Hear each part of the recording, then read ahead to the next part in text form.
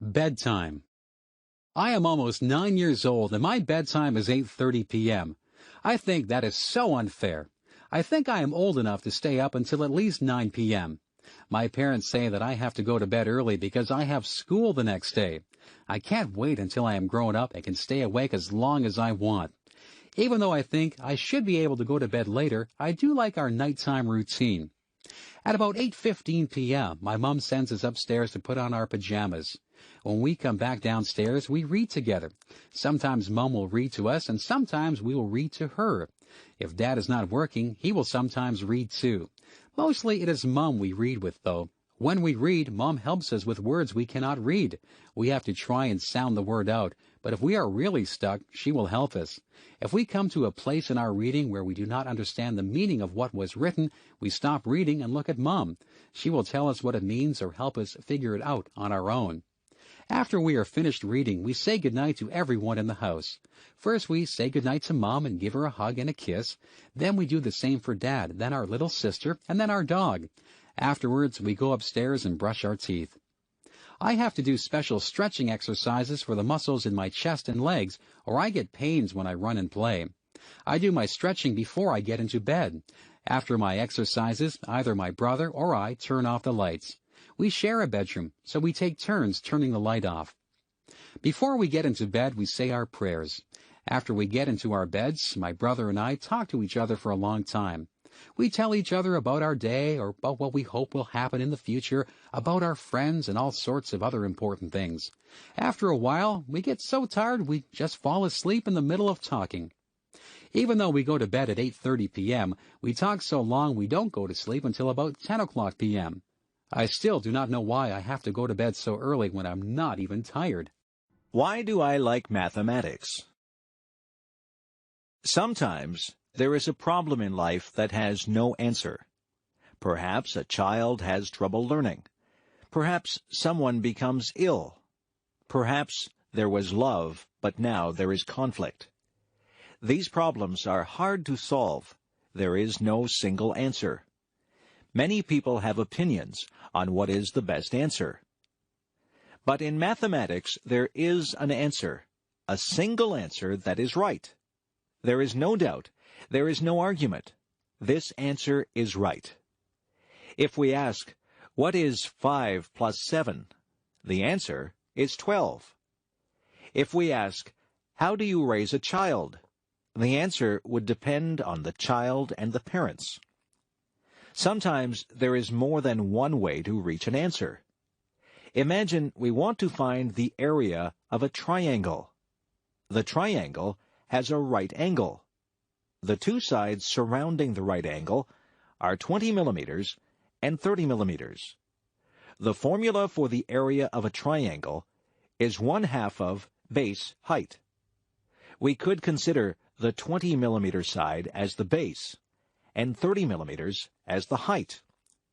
We could consider the 30 millimeter side as the base and the 20 millimeter side as the height. Both ways would produce the same answer. The area is 300 square millimeters. Alternatively, we could consider the base as the third side of the triangle, and then we would have to draw a height and measure it. The height would be neither 20 nor 30. But still, we would end up with the same answer. In math, the answer does not change. Another reason I like math is the way it brings order.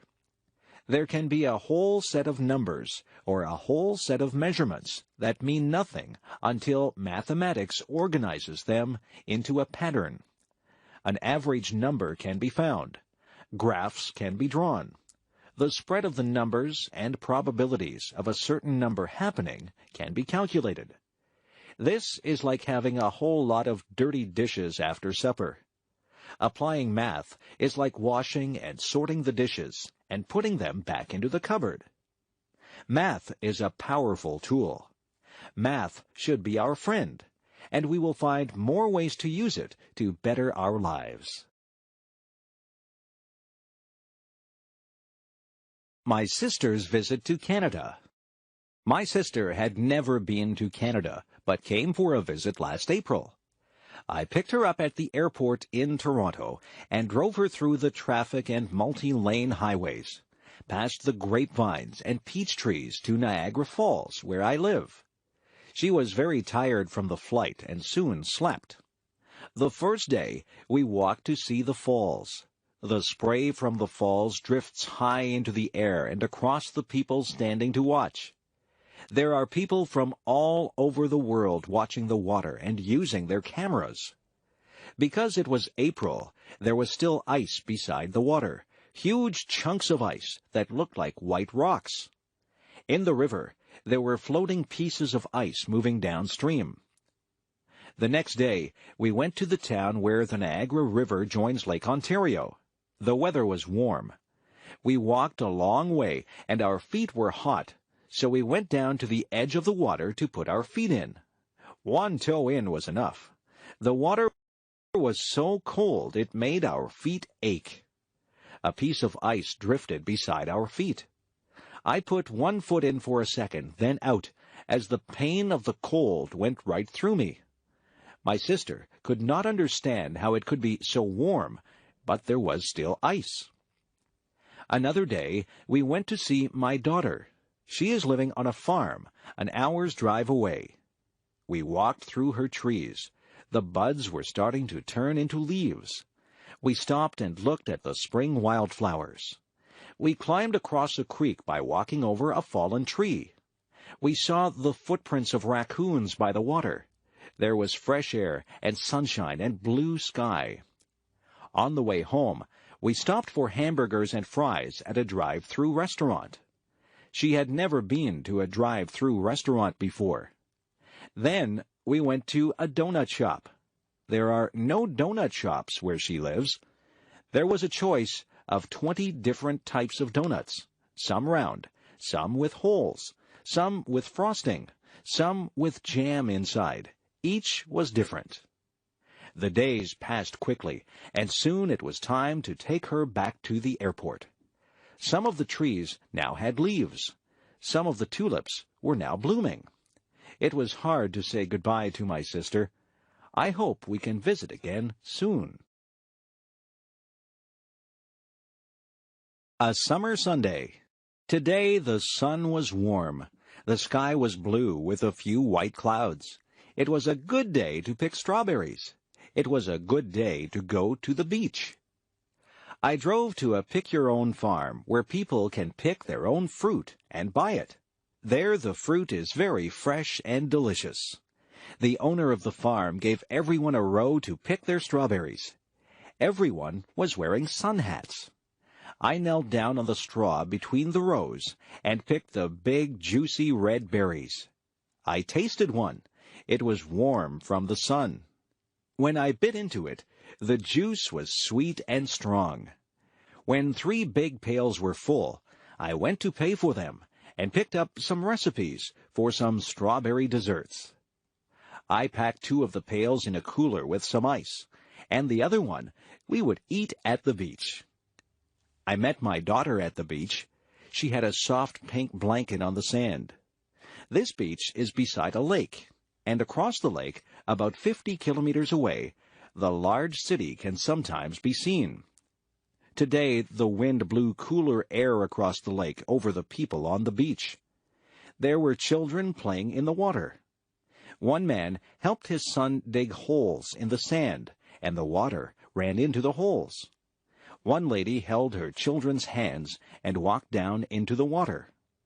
Families climbed over the rocks and sat on the last rock where the water was deep. Teenagers rode bicycles and rollerblades along the path beside the beach. Adults walked and ran along this path, carrying water bottles around their waists. We sat on the blanket and ate sandwiches of meat and lettuce and strawberries from the pail. We talked and read books and lay in the sun, relaxing. We wore sunscreen, but our skin was getting hot. How cold was the water? We walked across the sand that almost burned our feet to the edge of the water. She went right in and lay down floating. I put my toes in and felt the chill through my body. I went up to my knees, then my thighs, but that was far enough.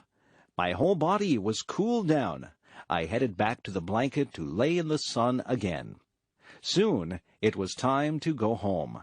She was coming to my house for supper. We drove down the highway with the windows open and our hair blowing in the warm breeze.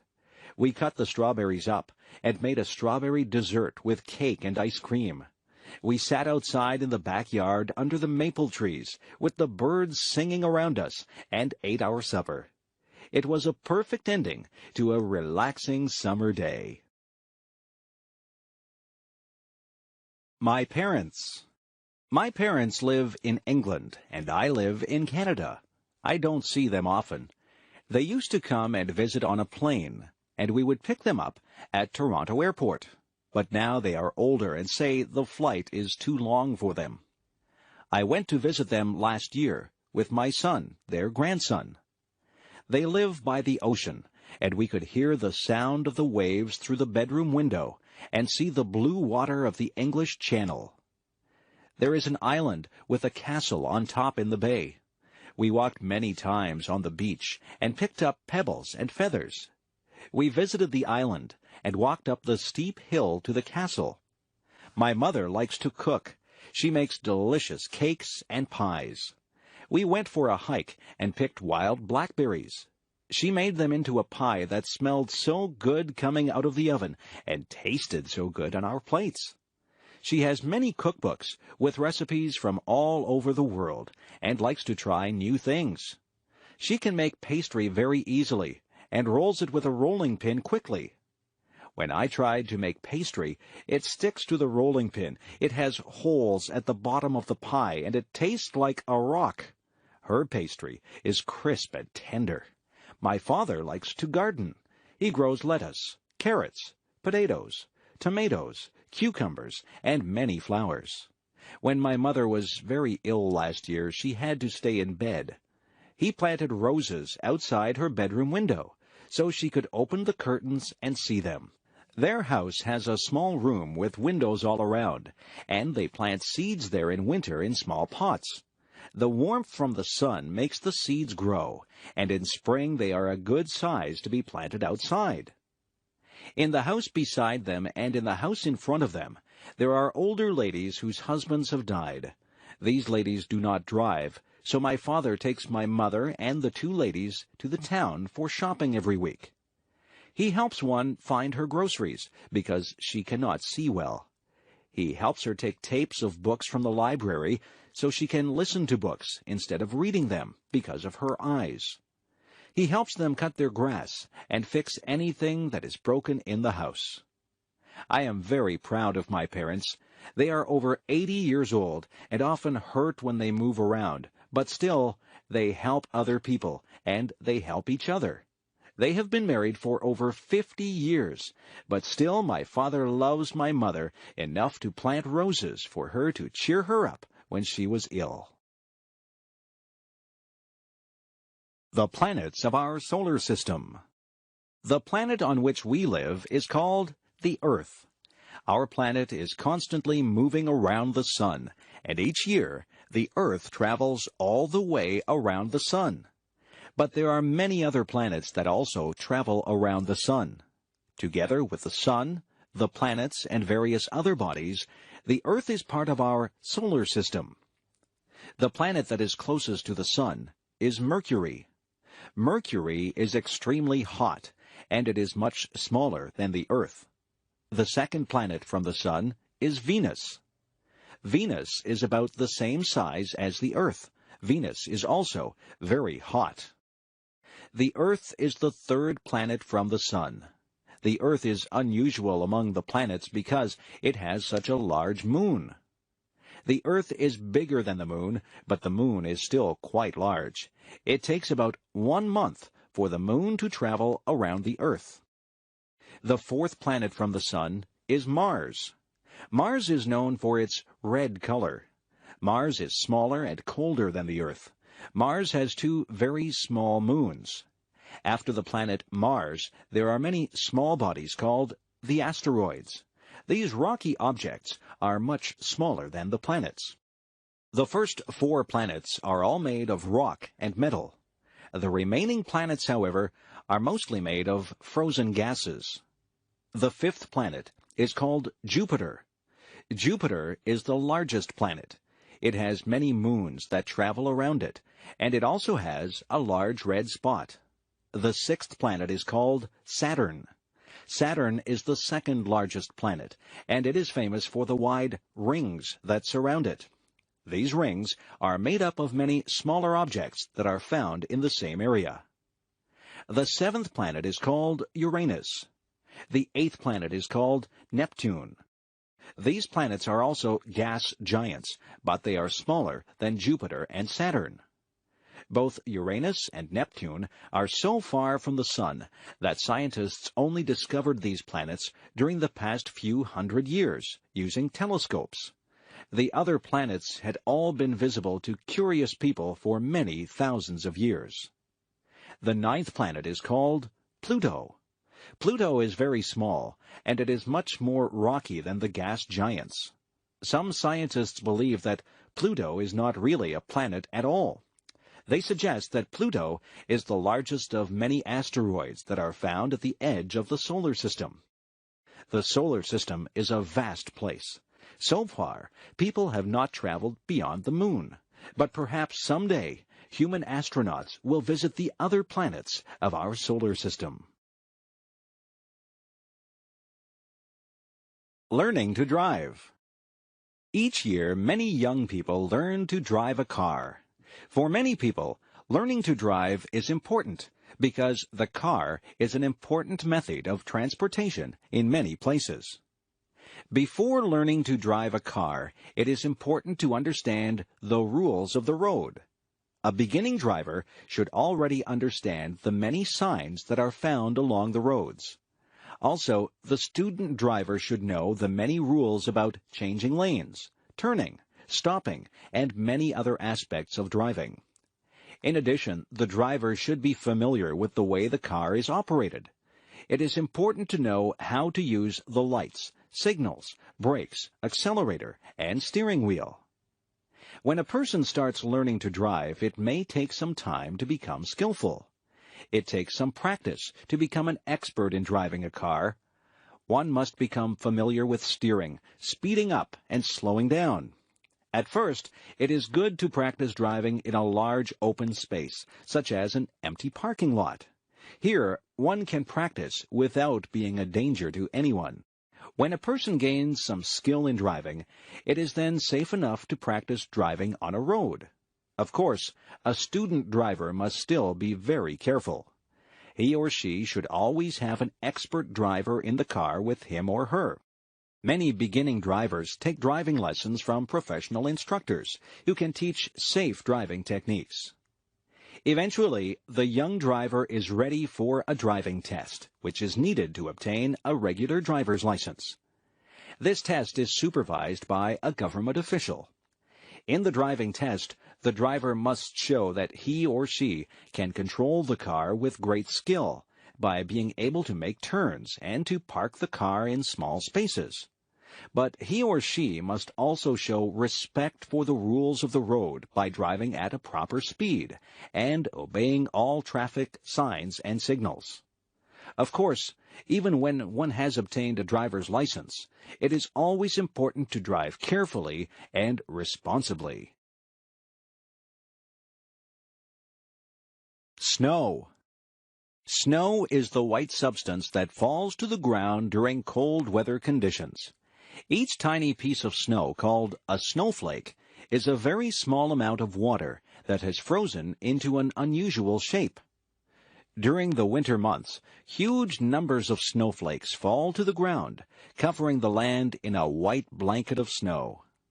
In many parts of the world, people never see any snow. Snow only falls when there is moisture in the air, and when the temperature falls below the freezing point of water, which is 0 degrees Celsius. During the winter, snow falls instead of rain. One advantage of snow is that it allows many fun outdoor activities. Children like to play in the snow. For example, they may make a snowman by rolling snow into a large ball and then placing these balls of snow on top of each other in the shape of a person. Another fun activity in the snow is skiing. Skis are very long, thin, flat pieces of hard material that one wears on one's feet. Wearing skis allows a person to slide along the surface of the snow. People can ski down the side of a hill, traveling at great speeds. Many people find the sport of downhill skiing to be very exciting. Some people like to ski along flat ground, often traveling great distances. This sport, called cross-country skiing, is an excellent way to develop physical fitness. Of course, snow also causes some problems. Snow can make driving dangerous because falling snow makes roads slippery, and on a windy day, blowing snow can make it difficult to see very far. It can also be a lot of work to remove snow from the roads and sidewalks. Snow is a heavy substance, and it must be cleared away using a shovel or a large machine. Many people love the beauty of the land when it is covered by snow. The white covering of snow over the fields and trees can give a feeling of peace and calm. If you have never seen snow before, you should someday experience this strange and wonderful substance. Christmas. In most Western countries, Christmas is the biggest holiday of the year. People gather with their families to celebrate this day, which occurs on December 25th each year. The holiday of Christmas celebrates the birth of Jesus Christ. In the Christian religion, Jesus Christ is recognized as the Son of God.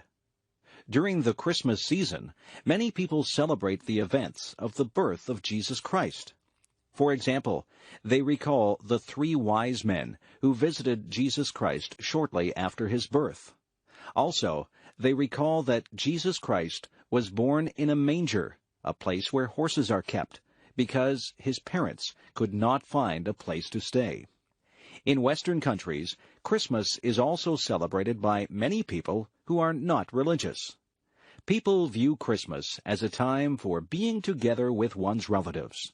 Children, parents, and grandparents gather to exchange presents and to eat special foods. The tradition of giving gifts at Christmas is unusual in one way. When children go to bed on the evening before Christmas, they hang large socks called stockings in their house. When they wake up on Christmas morning, the stockings have been filled with toys and candy. According to tradition, the presents have been given by a fat man who wears a white beard and a red suit. This man, called Santa Claus, flies around the world in a sled that is pulled by reindeer. He stops at each house and flies down the chimney to deliver his presents. In the weeks before Christmas, children are usually very well behaved. Their parents tell them that Santa Claus will only give presents to children who are good. Another Christmas tradition is the Christmas tree. People put a small tree inside their house and decorate it with various pretty objects. Nowadays, most people use an artificial tree instead of a real tree. The tradition of the Christmas tree is actually older than Christmas itself. The people of Europe celebrated the beginning of the winter season in this way even before Christianity reached Europe.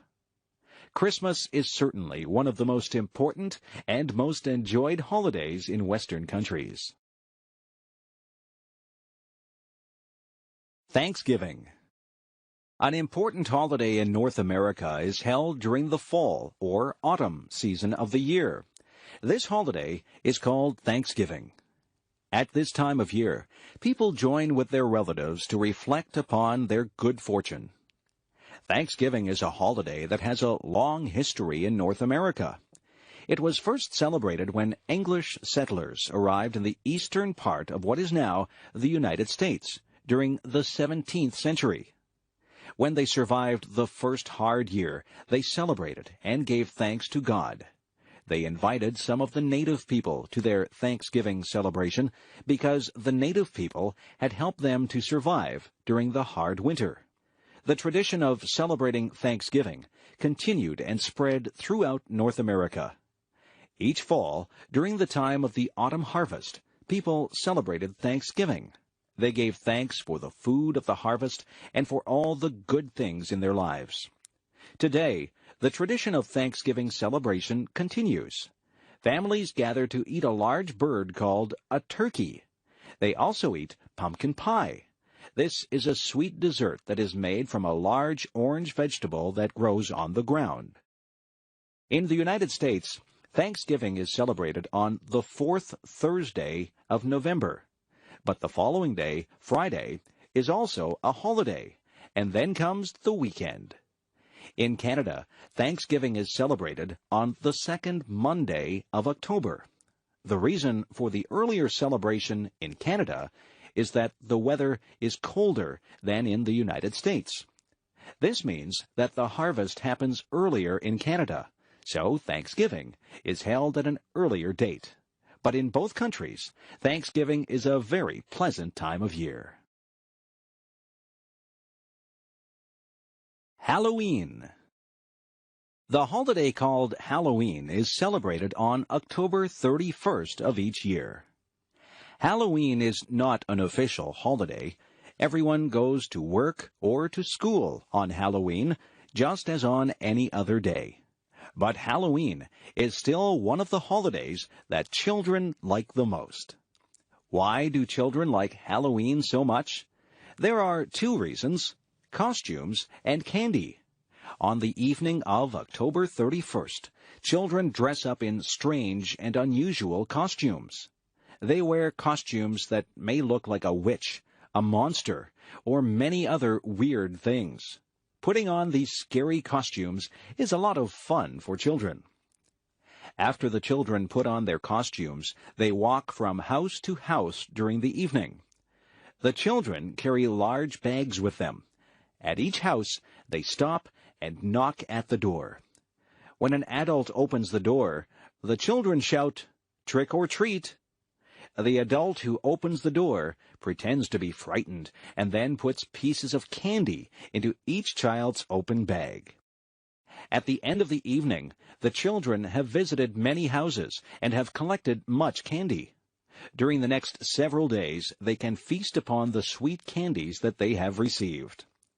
Another Halloween tradition is very unusual. In each house, a family gets a very large, round orange vegetable called a pumpkin. They cut a hole in the top of the pumpkin and empty out the flesh and seeds of the vegetable. Then they cut holes in the side of the pumpkin so that it appears to have eyes, a nose, and a mouth. When the carving is finished, the pumpkin looks almost like a person's face. When the pumpkin has been carved to look like a face, people place a light inside the pumpkin so that the vegetable seems to glow in the dark. This strange-looking face is called a jack-o'-lantern.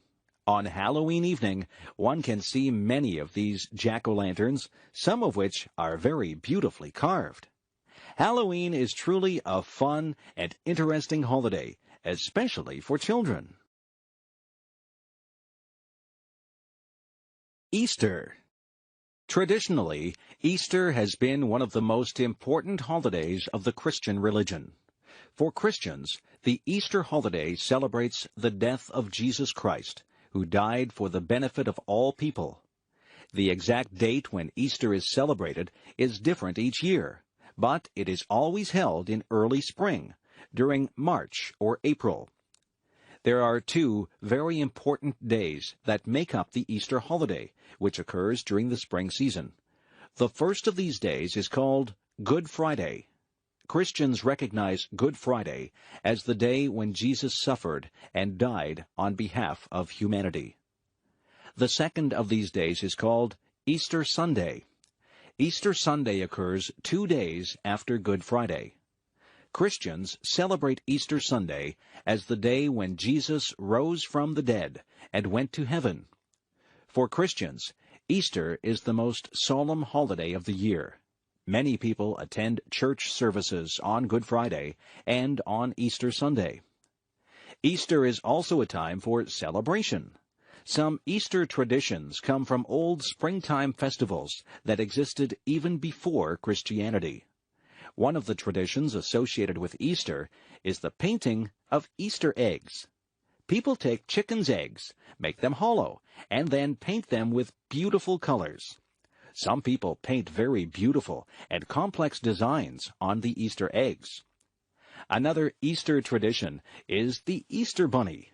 According to tradition, the Easter Bunny is a magical rabbit that visits the homes of children on the night before Easter Sunday.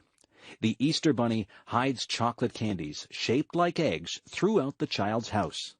On the morning of Easter Sunday, the children must search throughout the house to find these many hidden treats. The Easter holiday is an important time, both as a religious holiday and as a celebration of springtime. My friends. Two of my best friends are named John and Jane. John and Jane are related to each other. In fact, they are brother and sister.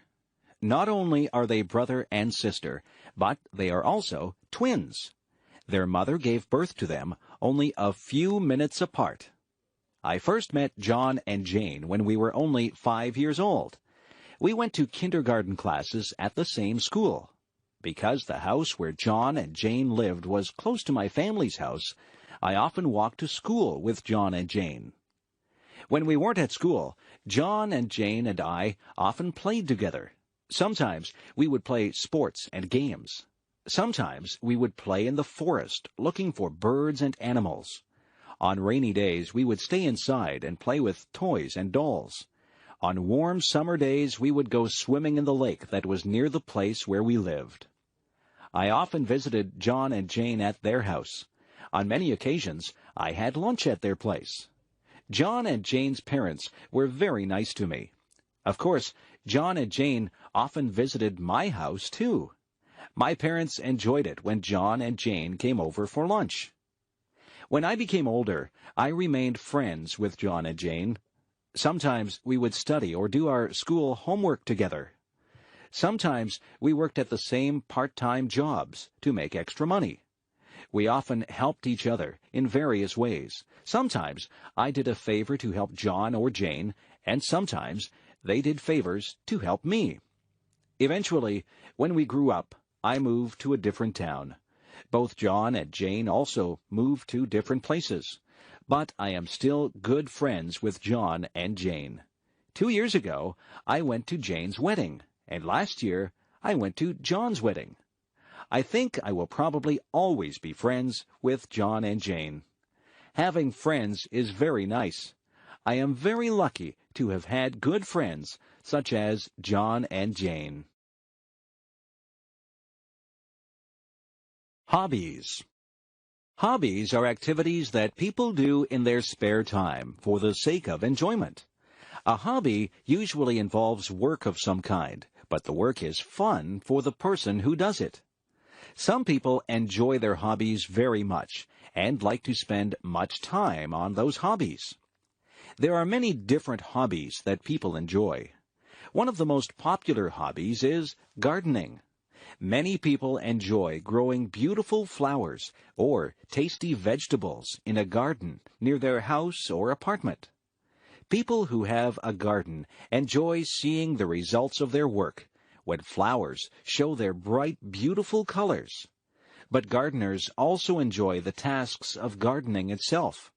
They like to work in the soil, planting and watering their flowers. Another popular hobby is photography. Some people enjoy taking pictures of the people and places around them. People who enjoy photography may sometimes buy expensive cameras that allow interesting photographs to be taken. But even people who have only a basic camera can still take beautiful pictures. For many people, car repair is a favorite hobby. Some people enjoy looking at the engine and other parts of their cars. Those people make repairs or improvements to their cars. Of course, this is a useful hobby, but many people enjoy fixing up a car simply because they enjoy working with cars. Some people collect objects as a hobby. For example, some people collect postage stamps, and some people collect coins. It can be very satisfying to find the missing parts of one's collection, especially when the stamps or coins are very rare. Of course, these are just a few of the many hobbies that people enjoy. Do you have any hobbies that you enjoy? Life in outer space? People have often wondered about whether or not there is life beyond the planet Earth. For years, the idea of intelligent life on other planets has been very popular. Many books and movies tell stories of what those forms of life might be like. Many scientists believe that very simple forms of life are likely to exist on many other planets. Under the right conditions, simple life forms might arise. Those conditions, which include moisture and warmth, might occur in many parts of the universe. Fewer scientists believe that very intelligent forms of life are likely to exist on many other planets. For intelligent life to evolve, a very long period of time is needed. During that time, the conditions on a planet must not be too harsh. Otherwise, the evolving life forms will die. The amount of water, heat, and various chemicals must be just right. If not, then complex life might never evolve. The conditions needed for intelligent life to evolve are very unlikely to occur on any one planet. However, some scientists believe that intelligent life might be common in the universe. Because there are so many stars and planets in the universe, there might be a few places that have intelligent life. However, those places are probably very, very far away. Other scientists disagree. They think that the conditions needed for intelligent life are extremely rare. Because of this, our planet might be the only place that has intelligent life. So far, it is impossible to know whether or not there are intelligent beings on other planets. But even if those beings do exist, it seems very unlikely that we will ever meet them. Reading the newspaper. I often enjoy reading the newspaper. In my city, there are 3 different newspapers, and I look at different newspapers on different days. I find that each section of a newspaper has some interesting information. Most newspapers contain several sections that can be easily removed from the rest of the newspaper. The main section is found at the front of the newspaper. This section usually contains the most important news from around the world, from around the nation, and from the local area. Sometimes the main section also includes some pages that contain opinions about the news. The editors of the newspaper write an editorial opinion. Other writers provide many different opinions about current events. Also, some readers of the newspaper write letters to the editor in which they express their opinions. Another popular section of the newspaper is the sports section. This section contains information about many different sports events. The sports section provides scores and results from many games and competitions. Another section of the newspaper contains information about entertainment and the arts. The arts and entertainment section tells readers about new movies and plays.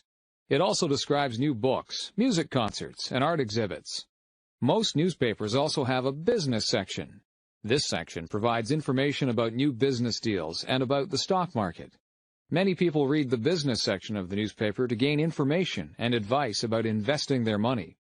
Finally, newspapers usually have a section for classified advertisements. This section allows people to advertise about things they want to buy or sell. It also gives notices about job openings. Reading the newspaper is surely a good way to keep informed about many different events in the world around us. Summer jobs. In North America, many young people attend high school, college, or university. But during the summer months, most of those students work at a summer job. For most students, there are no classes during the months of July and August, and sometimes none in May and June also. Having a summer job allows students to make money that they will need during the rest of the year. They need this money because it costs a lot of money to pay for university or college. Of course, students also want money to spend on things that are fun also. Many students have summer jobs that involve working with children. For example, some students work at children's camps, where they teach children various skills and games. Some students work as lifeguards at swimming pools and at beaches. Some students do heavy work in their summer jobs. For example, some students find jobs as construction workers. Other students work in factories, and some students work on farms. There are other students who find jobs mowing lawns or collecting trash. Quite a few students work in stores. Some of these students have jobs as cashiers, and some have jobs putting products on store shelves. Other students work in restaurants, as waiters or as cooks. Other students work in offices. Some of them work as assistants for other employees. Their tasks might include typing letters, programming computers, or delivering mail. Some students enjoy their summer jobs very much, and they find those jobs to be a pleasant break from studying. Other students do not really enjoy summer jobs, but find their jobs to be a nice way to make new friends. But nearly all students who have summer jobs are pleased to have the chance to earn some extra money. Eating out. Many people enjoy the experience of going out to eat at a restaurant. It is enjoyable to eat one's favorite foods or to try some entirely new food. Going out to a restaurant is also fun because it allows a change from the usual routine of eating at home. There are many different kinds of restaurants. One popular type of restaurant is the fast food restaurant. When ordering fast food, you must first wait in line at the front of the restaurant and then order food from the counter. After paying, the food is quickly delivered, and you can then take the food to a table where you can enjoy your meal. In most restaurants, you don't have to go to a counter to order your food. Instead, you are taken to a table soon after entering the restaurant. There, a waiter comes to give you a menu. You can choose your meal from the foods that are listed on the menu. After ordering, it takes some time to prepare your food. After a while, the waiter brings your meal to the table. When you are finished eating, the waiter brings the bill, or check. You then pay for the meal and leave some extra money as a tip for the waiter. In some restaurants, the waiter does not bring the meal to your table. Instead, after you are taken to a table, you then go to a counter called a buffet. There you can select different types of foods, such as salads, soups, meats, breads, vegetables, and desserts. After putting the food on your plate, you return to your table. After eating, you can return to the buffet to get more food. Other restaurants can be very fancy. They may have beautiful decorations, and they may have food that is prepared by expert chefs. These restaurants may also serve fine wines with the food. Of course, these restaurants are very expensive. At these restaurants, it is often necessary to reserve a table by telephoning the restaurant in advance. Different restaurants specialize in different kinds of food. Fast food restaurants may specialize in hamburgers or chicken. Some restaurants specialize in steak or seafood. Other restaurants specialize in foods that belong to a certain nationality. For example, many restaurants specialize in Italian, Mexican, Chinese, Indian, or Thai food. Eating out at a restaurant can be a fun and tasty experience. What is your favorite kind of restaurant? Radio stations. When I drive in my car, I like to turn on the radio. By listening to the radio, I can enjoy music and learn the latest news while I am traveling from one place to another. Of course, you can also listen to the radio at home or even at work. Listening to the radio is a popular activity for many people, and each city has many different radio stations. There are many different kinds of radio stations. Some radio stations provide news and information. Other radio stations have a talk format, where listeners can call the radio station's experts to discuss political affairs or to ask for personal advice. Although there are many radio stations that provide news and opinions, most radio stations are mainly devoted to playing music of some kind. For example, some radio stations play the songs that are currently most popular, often called the Top 40 songs. Other radio stations specialize in particular types of music. There are some stations that play only classical music. Other radio stations mainly play jazz music. Some very popular radio stations play hard rock music.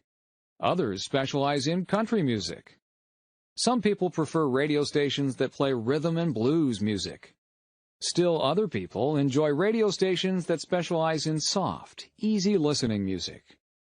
If you have a favorite kind of music, or even if you like to listen to all kinds of music, you can probably find at least one radio station that you will like. In addition to news and music, some radio stations provide other kinds of entertainment.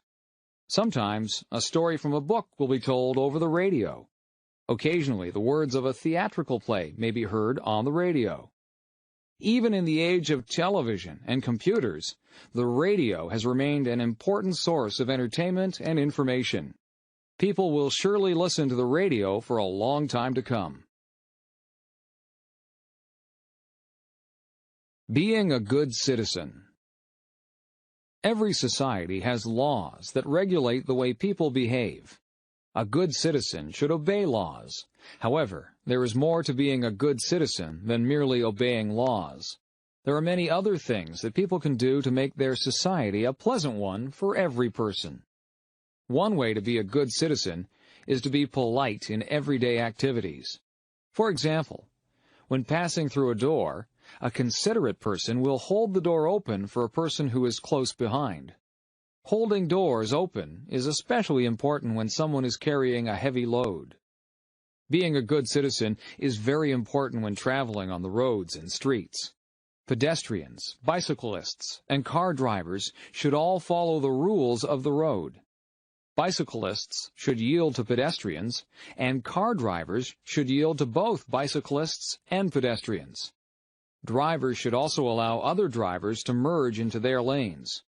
Also, drivers should avoid honking their horns except when this is necessary. A good citizen will also avoid doing things that interfere with others. For example, a considerate person does not smoke cigarettes in areas where this might irritate others. Also, a polite person avoids playing music so loudly that other people will be annoyed. And, of course, a good citizen avoids littering or making a mess. Other ways of being a good citizen involve greater effort. Some people serve their community by doing volunteer work of some kind. Other people help by donating money to a charity. Another way to serve the community is to donate blood. Blood donors are needed so that there will be enough blood available to help people who are sick or injured. Being a good citizen is very helpful for the community, and it also gives a feeling of satisfaction and pride. Visiting the doctor. When people feel sick, they go to a doctor. But sometimes people visit the doctor even when they are not sick. Doctors can perform a medical checkup to find out if a person is healthy. By performing this physical examination, the doctor can identify any health problems that might be developing. During a checkup, the doctor examines your eyes, ears, and throat. The doctor uses a small flashlight to examine the eyes, ears, and throat. It is important to make sure that the eyes react normally to changes in light. It is also important to make sure that the ears and throat have a normal appearance. When the doctor examines your throat, he or she will ask you to open your mouth wide and say, "Ah." The doctor uses a stethoscope to examine the patient's heartbeat. The stethoscope hangs around the doctor's neck. By using a stethoscope, a doctor can hear the patient's heartbeat very clearly. While checking the patient's heart, the doctor also listens carefully to make sure that the patient's breathing is normal. The doctor also checks the patient's blood pressure. Blood pressure is measured by placing a cuff around the arm. Air is then pumped into the cuff, and this allows blood pressure to be measured. Having very high blood pressure or very low blood pressure is not good for one's health. It is better to be in between. Another part of the examination is a test of the reflexes. The doctor tests the patient's reflexes by gently hitting his or her knee with a small hammer. If a person has normal reflexes, the leg will extend suddenly. Sometimes a doctor may give injections using a needle as an extra part of the checkup. These injections, called vaccinations, prevent the patient from developing certain illnesses. Medical checkups can help to maintain health, but people should also maintain their health by leading a healthy lifestyle. A small town. I grew up in a small town. There were only about 2,000 people who lived in the town where I grew up. When a town is very small, it is also called a village. My village was surrounded by many farms and many lakes. The house where my family lived was near the middle of the town. On the streets where we lived, most of the houses were similar in size, but many of them had different shapes and different colors. Each house was surrounded by a yard, where people grew their lawn and their garden. Often, I would walk from my house to the downtown part of the village. Downtown is the area where the stores and shops of a town are located. Because I lived in a small town, it was a short walk to the downtown area. Along the main street, there are several different kinds of stores. Some stores sold food, some stores sold clothing, and some stores sold hardware or building supplies. It was also a short walk to the schools in my town. When I went to elementary school, it would take about 10 minutes to walk to the school. Some of my friends lived on the same street where I lived. Sometimes we walked to school together. During the summer months, many people came from the big city to visit our village. The people liked to get away from the busy streets of the city. They enjoyed the quietness and the slow pace of village life. They also liked to spend their vacations near the lakes that were near the village. People from the city often said that people who live in villages seemed very friendly. When I grew up, I left my village, and I went to work in a larger town. But sometimes, I like to go back and visit the place where I grew up. Personal computers. During the 1980s and 1990s, personal computers became very widespread. The use of the computer has changed people's lifestyles in several ways. Before 1980, hardly anyone owned a computer. Only governments and large companies had computers. But throughout the 1980s and 1990s, computers became much cheaper, faster, and smaller, and they held much more memory.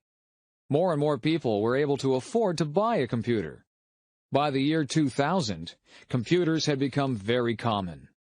For many people, the personal computer is used mainly for performing calculations and for word processing. For example, people can calculate their finances on the computer. They can also use the computer to type their written documents, such as essays or letters. Many people enjoy playing games on their computers. Some people like to play chess or checkers on their computer. Other people prefer games that require fast reflexes and fine coordination. Computer games were very simple during the early days of the 1980s. Today's computer games show detailed images and sounds. Another very popular use of computers involves communication. Many people keep in touch with their friends and relatives by using electronic mail or email. Email allows people to send letters instantly to people far away. It is even possible to attach pictures to one's email messages. Many people also like to use their computer to gain information on the Internet. The Internet is a vast network of electronic pages where people can find information on many different topics. For example, people can read newspapers and magazines on the Internet. Personal computers have only existed for a short time, but for many people, those computers have quickly become a very useful part of everyday life. Methods of transportation. In the modern age, people often travel long distances. Sometimes people travel for reasons related to their work. Sometimes they travel as tourists. And sometimes people travel to visit relatives and friends. There are many different ways that people can travel. Some forms of transportation move people along the ground. Other methods of transportation move people across the water or through the air. Airplanes provide the fastest method of traveling. Modern jet airliners travel at about 1,000 kilometers per hour. These airplanes cruise through the skies almost 10 kilometers above the level of the sea. Jet airplanes allow people to travel great distances in a short time. For example, it is possible to fly across a great ocean, such as the Pacific or the Atlantic, in several hours. Ships were once the only way to travel across the oceans. Before airplanes, it took many weeks or months to travel around the world. Today, many people still travel by ship when crossing smaller bodies of water.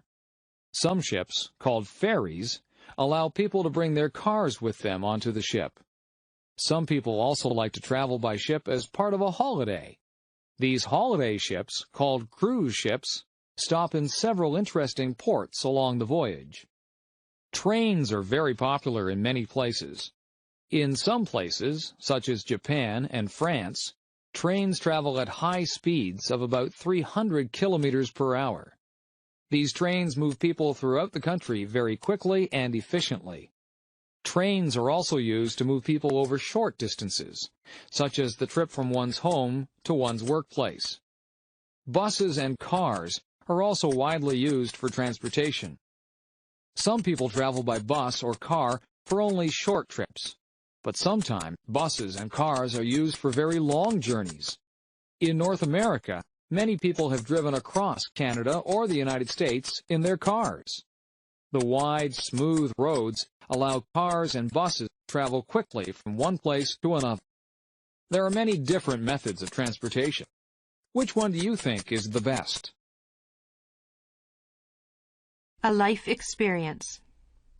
My friend Lanny and I went to Burger King yesterday. We ordered a big order of French fries and a couple of drinks. Lanny got a strawberry milkshake. I picked out a table near the window so we could look at the people passing by.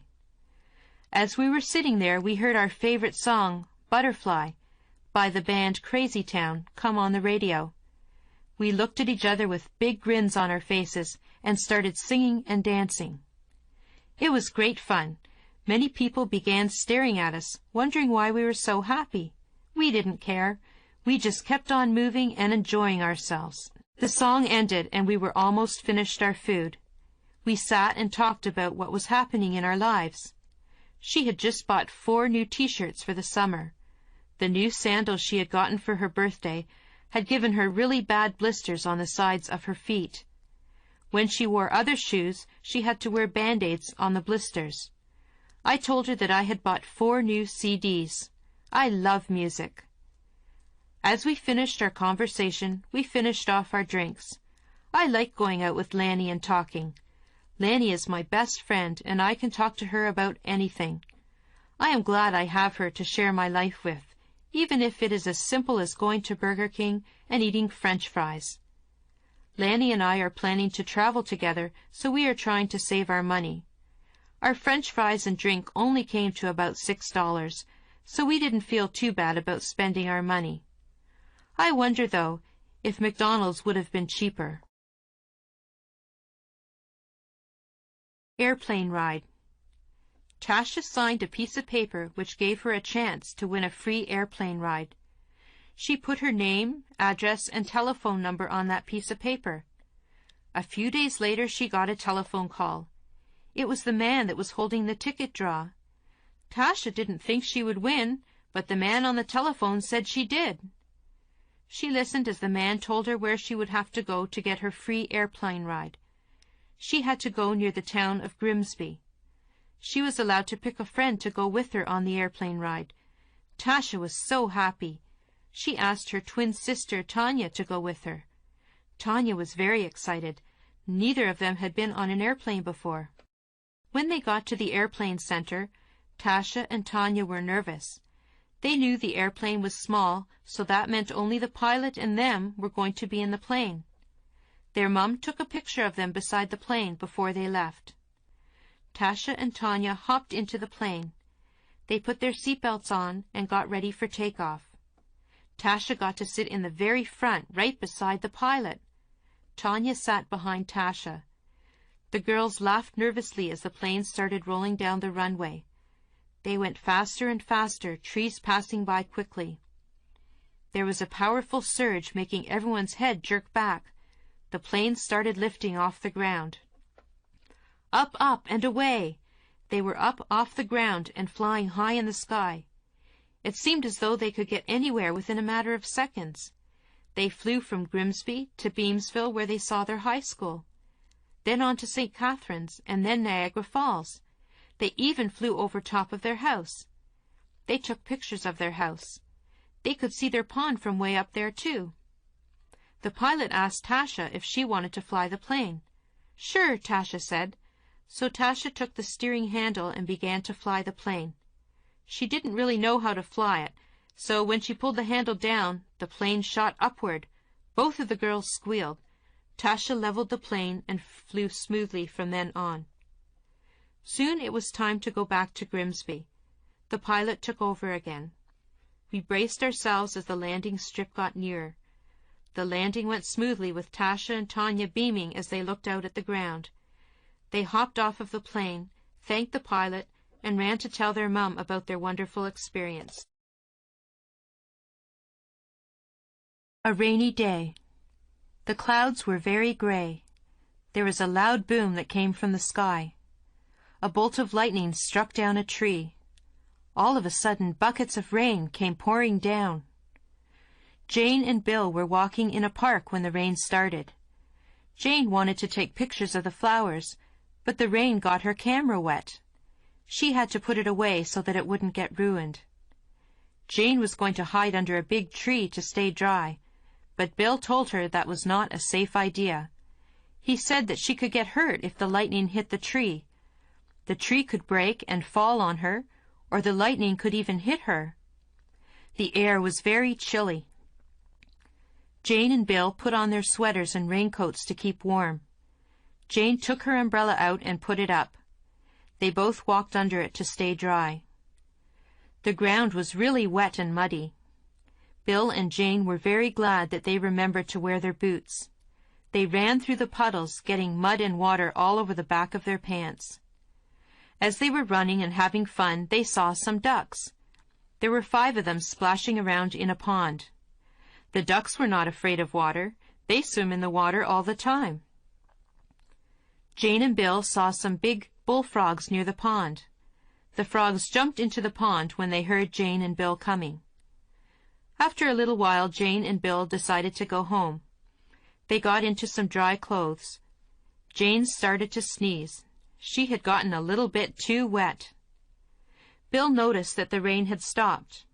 "Look outside, Jane," he said. Jane wrapped a blanket around her shoulders and looked outside. There was a beautiful bright rainbow across the sky. Violet, blue, green, yellow, orange, and red, the rainbow shone high in the sky. "I wonder if there's a pot of gold on the other side," Jane asked. She had once been told that leprechauns lived on the other side, handing out money to those that made it to the rainbow's end. Bill didn't believe there was a pot of gold. Jane ignored Bill, though, and started off across the field to claim her big pot of money. Let's hope Jane finds her way back home safe and sound with a big pot of gold. Elementary School. I go to Gainsborough Public Elementary School. I am in grade 8. I am known as the King Queen of the school this year. I feel very grown up. I love being the oldest kid in the school. My friends and I are told that we are examples to the younger kids in the school. That means we need to be good. I remember looking up to the grade 8 kids when I was younger. I remember thinking how big and wise they seemed to be. Now that I'm in grade 8, I hope that the younger kids see me as wise. I want to be a music teacher, or maybe a nurse. My school counselor helps me plan for high school. I am nervous because I know I will not feel like the king anymore. Things will be so different. I am excited because I will be meeting so many new people. I am looking forward to my graduation. I will wear a pink silky dress. My shoes are a light pink too. My date's name is Chad. He is very nice. He is a good friend. I have known Chad since I was a little girl. I know that my future will be a bright one.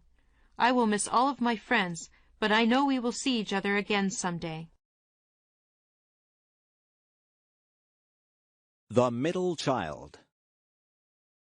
I am the middle child of the family. I think it is nice in some ways. I have an older sister from whom I can borrow clothes from if she lets me. I get to meet my older sister's friends, although sometimes they think that I am too young to be with them. I have a younger brother. He is cute, but sometimes I have to babysit him. There are good things and bad things about being the middle child. My sister is the eldest child. She was the first child, so she spent time alone with my parents. She got lots of attention when she was first born. They took lots and lots of pictures of her. All her clothes and toys were brand new. I got her hand-me-downs. My parents were the strictest with her. They had lots of rules for her to follow. She is the first child, so they want her to be perfect. My younger brother is the baby of the family. I think that we all spoil him. We let him get away with some things that he shouldn't get away with. His room is always messy, and my mother never gets mad about that. She gets upset with me if my room is messy. She tells me that I'm old enough to keep a nice, clean room. It's no good thinking about which position you would like to hold in the family. You really don't have a choice about that. I think I like being the middle child. I can relate to my older sister and my younger brother. Yes, I think the middle is probably a good place to be. Advice to a student from a foreign country. My advice to a student from a foreign country would be to talk, talk, talk. Talk as much as you can to the people who live in the place that you are visiting. Talk to them and practice your new language skills. Learn all the funny sayings and different words that make up their language. Talking is the only way to really learn a language. Listen to people and talk to people. If you talk to people, you will also learn about their culture. I have a friend from Japan. His name is Nori. He often comes to see me just so that he can practice his English. He gets confused about words that sound the same but mean different things. He was asking me about the words see and see. I explained to him that they do sound the same, but they are spelled differently, and they mean different things. Nori is learning some of our funny sayings from different people. One morning, I asked him how he was, and he said, "Alive and kicking." Another morning, when I asked him how he was, he said, "So-so." He laughs about these strange sayings that we use. He is learning English quickly because he spends a lot of time with English-speaking people. He likes to have lunch with my friends and me because we ask him questions about his homeland, and he answers us in English. If he doesn't understand our questions, we spend time explaining what we mean to him. He says that he enjoys being here. He thinks that the people are very friendly. We enjoy speaking to him and helping him to learn English. We also enjoy learning about his country. It is enjoyable for us to meet new people and learn about new things. A ghost. One dark and gloomy night, I was sitting in my bedroom reading ghost stories. The stories were very scary. A storm was brewing outside my window. The wind began to howl, and the trees shook and bent in the wind. Lightning started to flash across the sky. I felt uneasy as I heard the low rumble of thunder. I glanced around my room. The shadows were deep and dark. The ghost stories were making my imagination play tricks on me. I thought that the shadows were moving. I looked under my bed to make sure that nothing was under there. I hid under the covers and peeked out. I was starting to hear things. A big streak of lightning flashed across the sky, and a loud clap of thunder made me jump. I was very nervous. All of a sudden, I heard a noise. It was coming from my closet. I thought that it must be a ghost. I looked out from under my covers and waited for the ghost to appear. My face was white, and I was very, very scared. Then I heard the noise again. Yes, there was definitely a rustling in my closet. I stayed very still and did not make a sound. I watched the closet and hoped that the ghost would not come flying out at me. Something started to come out of the closet. I squeezed my eyes shut. I didn't dare look at the ghost. I heard it come out of the closet. I felt it jump up on my bed. I was still too scared to look. Then the ghost made a noise. It said, "Meow."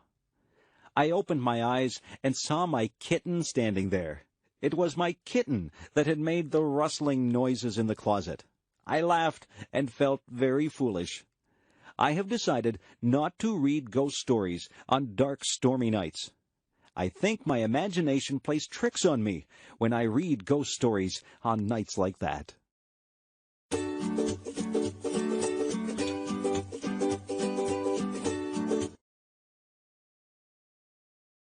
I want to dye my hair green. Many of my friends have dyed their hair different colors. I don't mean normal hair colors like brown or black.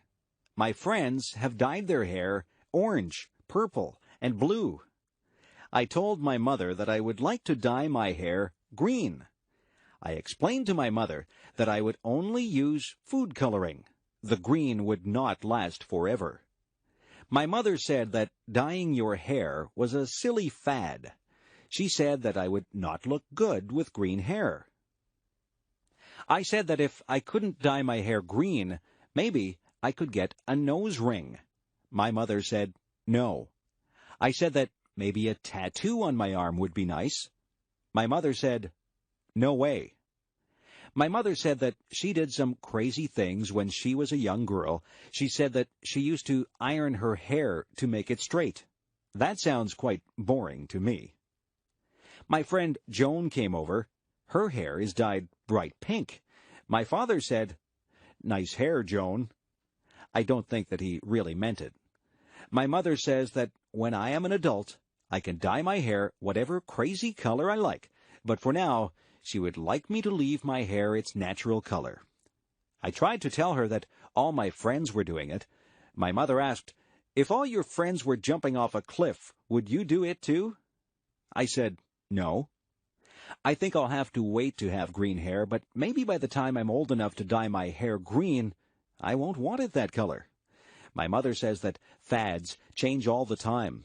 One day, something might be popular, and the next day it's not in style at all. I'll just have to live without green hair for now. I wonder what the fad will be next month. Why do people dislike other people? Some people don't like other people just because they look different. I think that is silly. I don't think that it is fair to judge someone by the way they look. Some people look very nice, but they are mean or cruel. Some people look very ordinary, but they are incredibly nice. I remember when I was in grade 1. I saw a girl across the room. She had a mean look on her face. I thought to myself that she was probably not a very nice person. I stayed away from her and played with the other children. Then we had to play a game, and the teacher said that she would pick partners for us. The teacher picked the girl with the mean face as my partner. I didn't think that the game would be much fun at all with a partner who seemed as mean as that girl. I walked up to her and said hello. The girl's face changed. She smiled at me, and she began to talk to me. Her mean face disappeared. We had lots of fun playing the game. We laughed a lot and enjoyed each other's company. That girl became my best friend. Now, when I look at her, I see what is inside her. Sometimes she doesn't smile, but I know what she is like. She is a kind and funny person. I have learned that you can't judge a book by its cover. It is not fair to dislike someone just because they don't look like you want them to look. You have to get to know a person. It doesn't matter to me what color a person's skin is. It doesn't matter to me if they are short or tall, skinny or fat, or happy or sad-looking.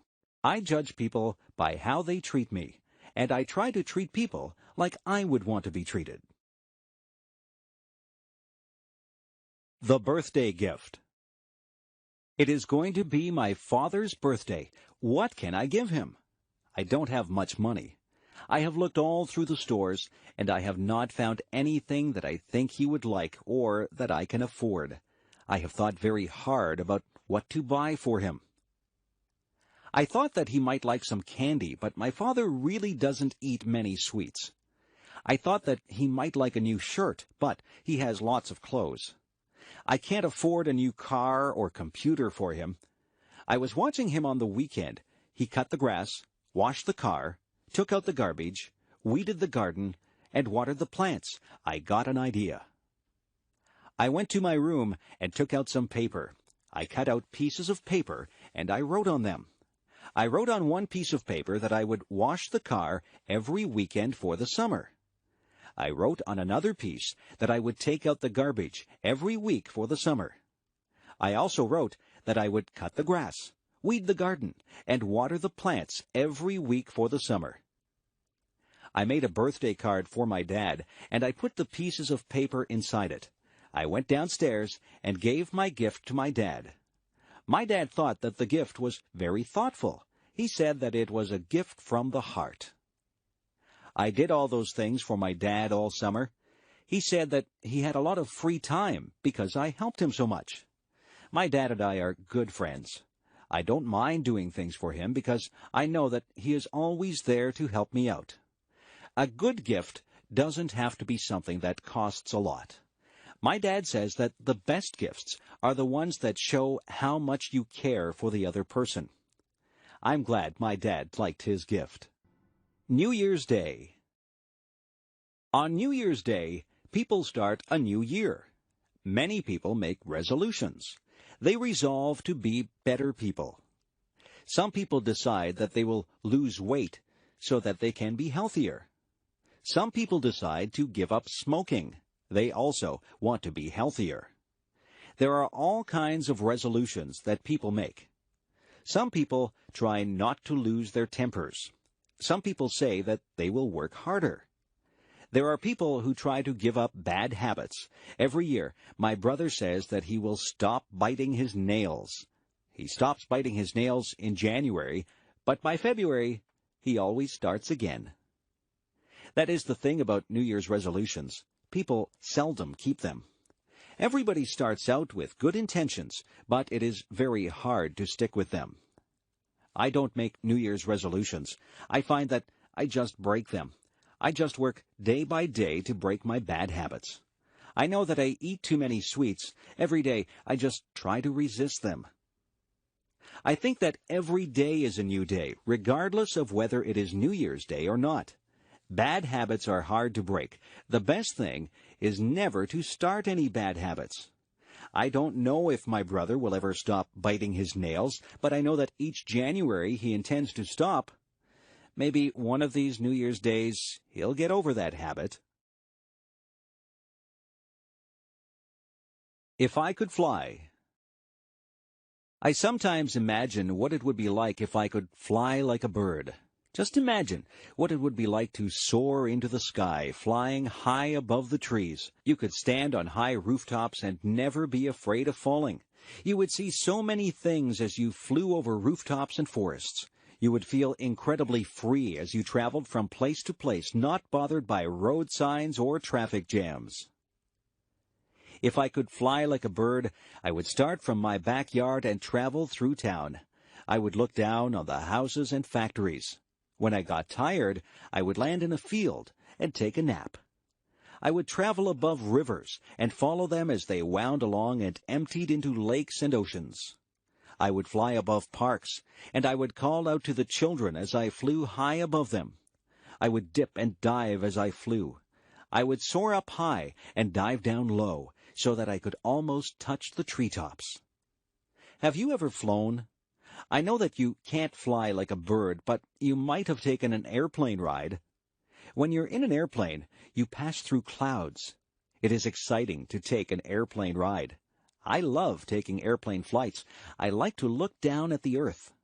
When you're up that high, everything below you looks tiny. That's the closest I'll get to flying like a bird. But I can still use my imagination and spread my wings and soar high above the world just like a bird. What I look for in a friend. What is it that makes somebody your friend? Some people are nice and you have fun with them. Some people are nice to talk to, but they don't become special to you. Some people become very close to you. Those people are the ones who become your good friends. Did you ever wonder why certain people do become your good friends? Friends usually have something in common. Often, friends enjoy doing the same things as each other. Maybe they like the same sports or the same music, or maybe they can even talk about problems or schoolwork. Friends usually find a common bond. Friends share ideas and listen to each other.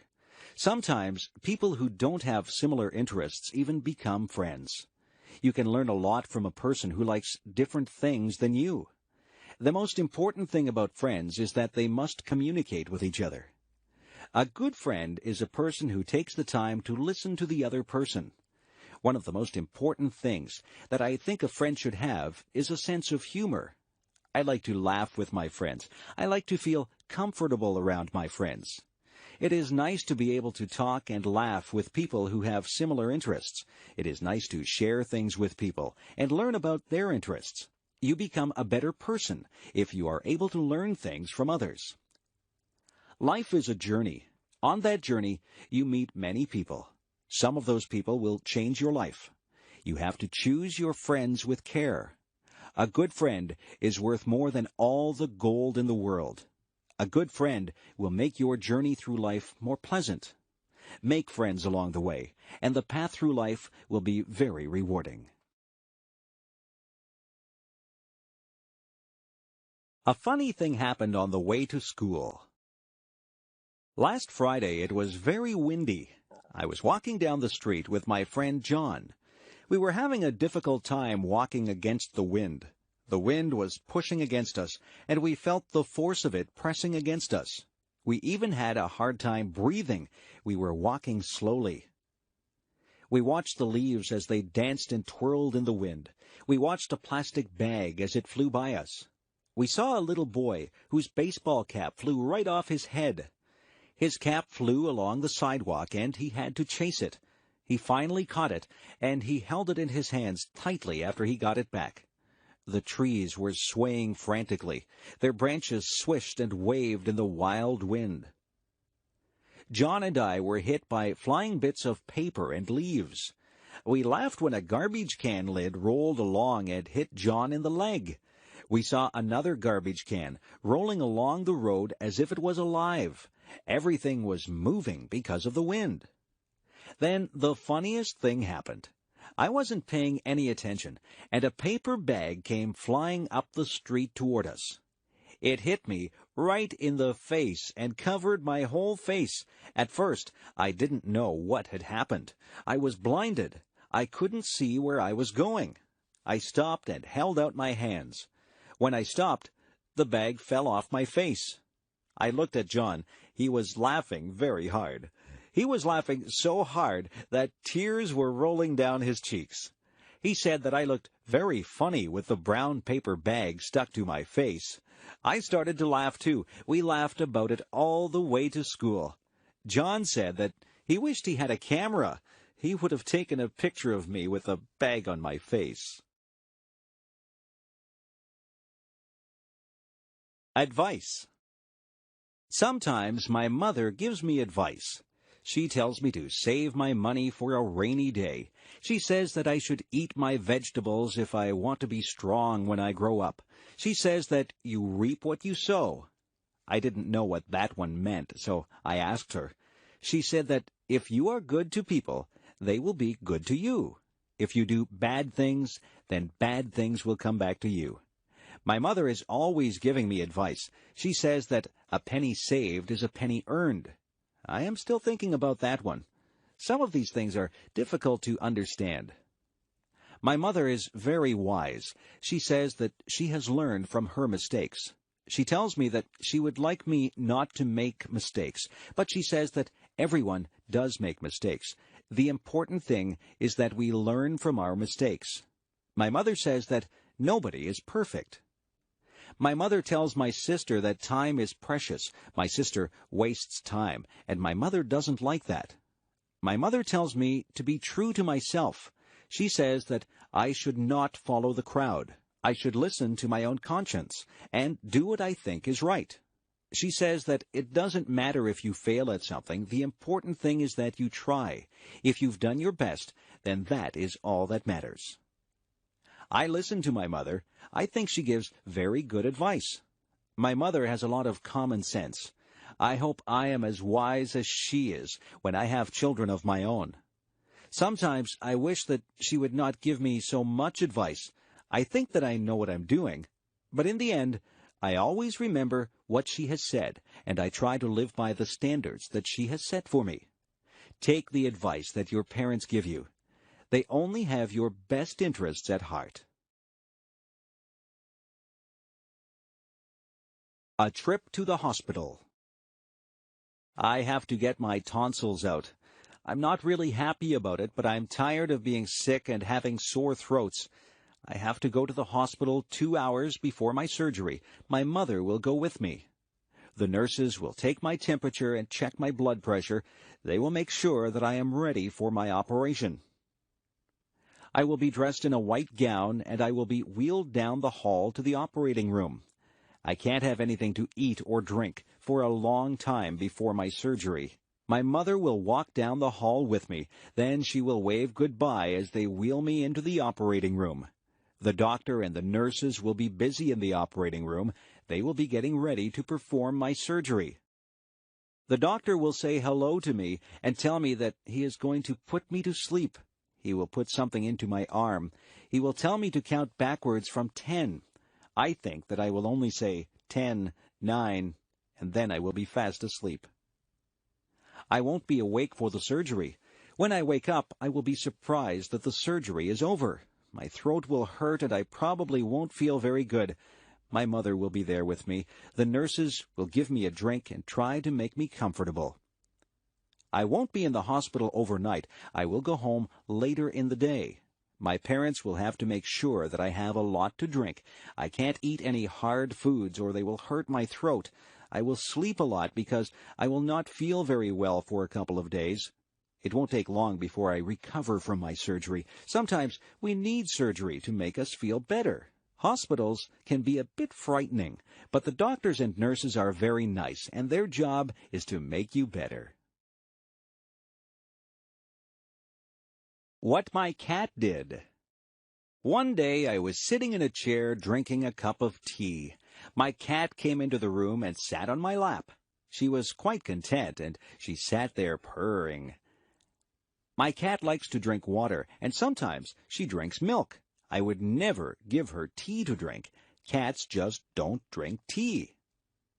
We were sitting there quietly when suddenly my cat stood up. She was looking at something on the floor. She crouched down low and got ready to pounce. I saw what she was looking at. It was a huge centipede. I think that centipedes are ugly. They have many legs and they move very fast. I would hate to have one crawl over me. My cat jumped to the floor, and she ran over to the centipede. She was incredibly fast. I was surprised that she caught the centipede. She put her paw on it, and then she reached down and ate the centipede. The centipede must not have tasted very good.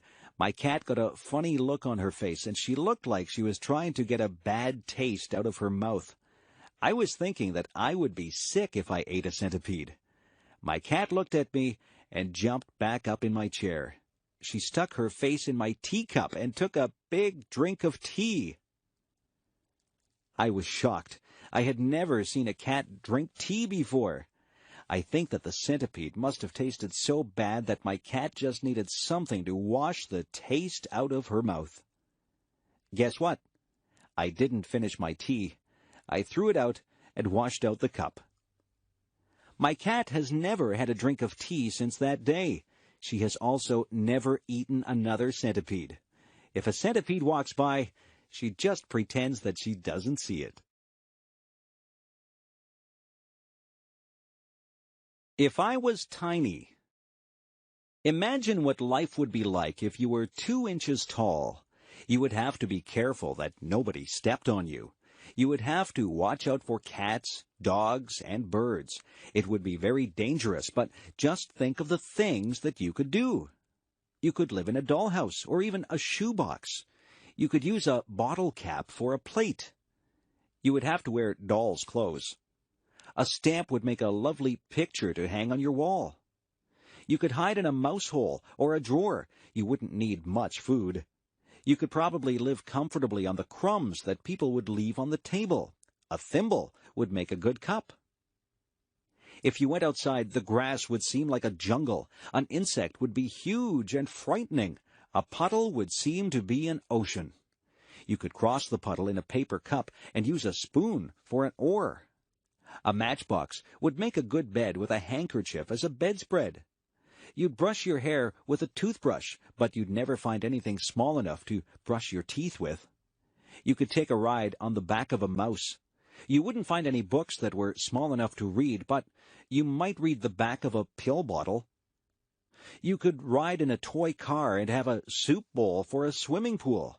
A leaf could be your umbrella, and a mitten would make a great sleeping bag. If you used your imagination, you could think up something to use for almost all your purposes. Being small might be fun, but then again it would be frightening. I'd be afraid of my pet cat. I wouldn't want a book to fall on me. I would be afraid of being swept away by a big gust of wind. I think I'd rather be my size. If I were a giant. If I were a giant, I wouldn't be able to fit in my house. I'd have to live in a building that had a high ceiling, but I'd probably have a hard time getting through the door. I'd have to make my own clothes, but where would I get a giant needle and thread to sew with? I couldn't ride in a car or a plane. I suppose I would just have to take giant steps to get from place to place. I would have to be very careful not to step on anybody or anything. When I talked, people would cover their ears. My voice would sound very loud to them. I wouldn't find shoes to cover my feet. I wouldn't find a knife and fork to eat my dinner with. I might have to use a rake as a fork. My dinner would be huge. What would I cook my dinner in? I certainly wouldn't find an oven big enough to put my dinner in. If I sneezed, it would be like a hurricane. If I fell down, it would be like an earthquake. I wouldn't have any friends because everyone would be too tiny for me to talk to. I think that being a giant would be very lonely. I couldn't have just one apple. I would have to have a lot of apples to fill me up. I would have to drink gallons and gallons of water to quench my thirst. I could never relax under a tree. I would be taller than all the trees. I don't think that being a giant would be fun. I won't ever make a wish to be a giant. I would rather be my height. I'm very happy the way I am. Do people have the right to smoke in public? My father used to smoke. He got very ill. The doctor told him that he had to quit smoking. My father tried for a long time to quit. It was very difficult for him. Smoking is an addiction. After many months, my father finally gave up smoking, but he still craved a cigarette once in a while. He says that quitting smoking is the hardest thing that he has ever done. When my father did smoke, he smoked everywhere. He smoked in restaurants, stores, and many public buildings. Now, you are not allowed to smoke in a lot of public places.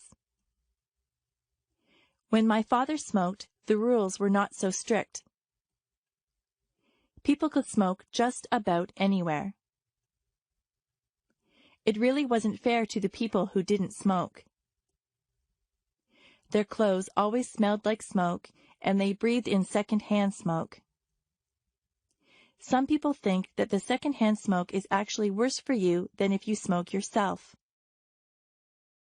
People would smoke in their houses, and very young children would inhale the smoke that was in the air.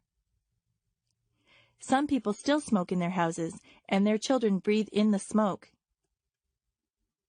Some restaurants have areas for smokers and non-smokers, but usually the smoke drifts from one area to the other. There are some businesses that have banned smoking altogether.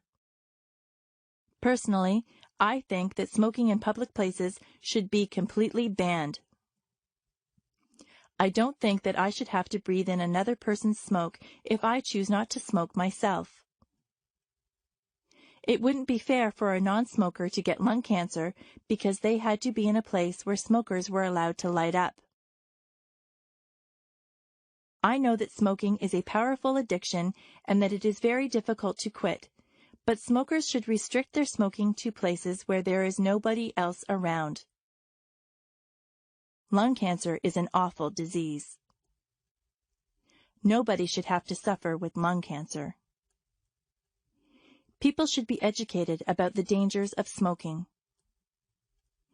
Smoking should be banned in public places, but eventually I would like to believe that fewer people will smoke. It would be nice to live in a smoke-free environment. My favorite bedtime story. Every night when I was little, my mother would read me a bedtime story. My favorite story was Tom's Midnight Garden. This was a story by Philippa Pierce. It was quite a long book, and it took quite a few nights for my mother to read the entire book to me. In Tom's Midnight Garden, Tom moves to the city to stay with his aunt and uncle. He is very bored at their apartment. They have no children, so Tom has nothing to do. One night, the clock strikes 13 times. Tom knows that this is impossible. A clock can only strike up to 12 times. He sneaks downstairs and goes outside. When he goes outside, there is a wonderful garden that wasn't there the day before. The next day, Tom goes outside and finds there is no garden. The garden only seems to appear at night. Every night, Tom slips out to this wonderful garden and meets some people in the garden. He meets a girl named Hattie. Hattie and Tom become very good friends in this garden. Some very strange things happen in this book. There are some coincidences that keep you guessing about what is really going on. The surprise ending is wonderful. I really enjoyed Tom's Midnight Garden, and I was very sad when my mother and I came to the end of the book. I felt that I had visited the magical garden with Tom. It is a book that I will remember all my life. If I found a magic lamp. If I was walking down the beach one day, and I happened to bump my toe on a magic lamp, I would pick it up and rub it. If it was a real magic lamp, but I don't believe that there really is a magic lamp, a genie would pop out in a cloud of smoke, and he would call me Master. He would say that he would grant me 3 wishes. I would have to think very hard about those wishes because I wouldn't want to waste them. I don't think I'd want millions of dollars. Money doesn't buy happiness, or so they say. I might wish for good health, because if your health isn't good, you won't be able to enjoy anything. Some people might wish for beauty, but beauty is only skin deep. Some people would wish for a mansion or a beautiful car or a big boat. I don't want any of those things. Some people would want fame. Some people would want talent. Some people would wish for happiness. That might be a good thing to wish for. Yes, Maybe I'd wish for health and happiness, but what would my third wish be? I could wish for something enormous, something global. I could wish for world peace. That would be a wonderful thing if somebody could grant me that. Yes, that would probably be my third wish. It's too bad there aren't any genies inside magic lamps. I won't get my 3 wishes. I can still work toward getting my wishes. I can eat well and exercise to stay healthy. I can be involved with a lot of things and be with my friends to stay happy. I can volunteer my time to different organizations to help achieve world peace. I can do my fair share in my community to help others. That's how I can get my 3 wishes, not through a magic lamp. I can only get what I want through self-determination and hard work. That is the key to getting your wishes fulfilled. Superstitions. I am not superstitious, are you? Yesterday was Friday the 13th. Some people think that Friday the 13th is an unlucky day. I think that it is just like any other day. Some people believe that if a black cat crosses your path, you will have bad luck. I don't believe that either. My mother always gets upset if I open an umbrella in the house. She says that is bad luck. She is probably right about that one, because an open umbrella would take up a lot of space and you might knock things over. If your left hand is itchy, you are supposed to get money. I have had an itchy left hand before, but I haven't received any money because of it. It is bad luck to walk under a ladder. That is probably true, because you might knock somebody off the ladder or have a can of paint fall on top of you. If you are acting in a play, it is bad luck if someone says, "Good luck" to you. This is very confusing. You are supposed to tell an actor to break a leg. It doesn't mean that you want the actor to break his leg. It means good luck to the actor. Actors have a lot of superstitions that are very unusual. I am not superstitious. I don't believe in superstitions at all. It is just fun to learn about superstitions. Some of them are very old and have been passed down from generation to generation. I once did a project at school on superstitions. It was a very interesting topic, and I got a good mark for it. Help. Did you ever have to call for help? Were you ever in a situation that was an emergency? It is good to know what to do in case of an emergency. You should always know how to get in touch with the police and fire departments. I have read stories where very young boys or girls have called the police and saved their friends' or family members' lives because they knew just who to get a hold of. If you see a fire, you should call the fire department. A lot of tragedies have been prevented because the calls have been made quickly. It is important that emergency vehicles arrive very quickly. That is why those vehicles have sirens. When their sirens go, it means to get out of the way. Policemen, firemen, and ambulance attendants are trained to handle very difficult situations. They often save people's lives. They go through a lot of training to become good at what they do. They never panic in emergencies. For your part, you should keep emergency numbers near the phone or know what the emergency numbers are. Where I live, there is a special number that you call for any emergency. We teach that number to everyone, even very tiny children. It is important to remain calm if you need help. If you call an emergency number, you have to be able to speak clearly and tell the person you are talking to exactly what the problem is. I hope you are never in an emergency situation, but it is a good idea to be prepared.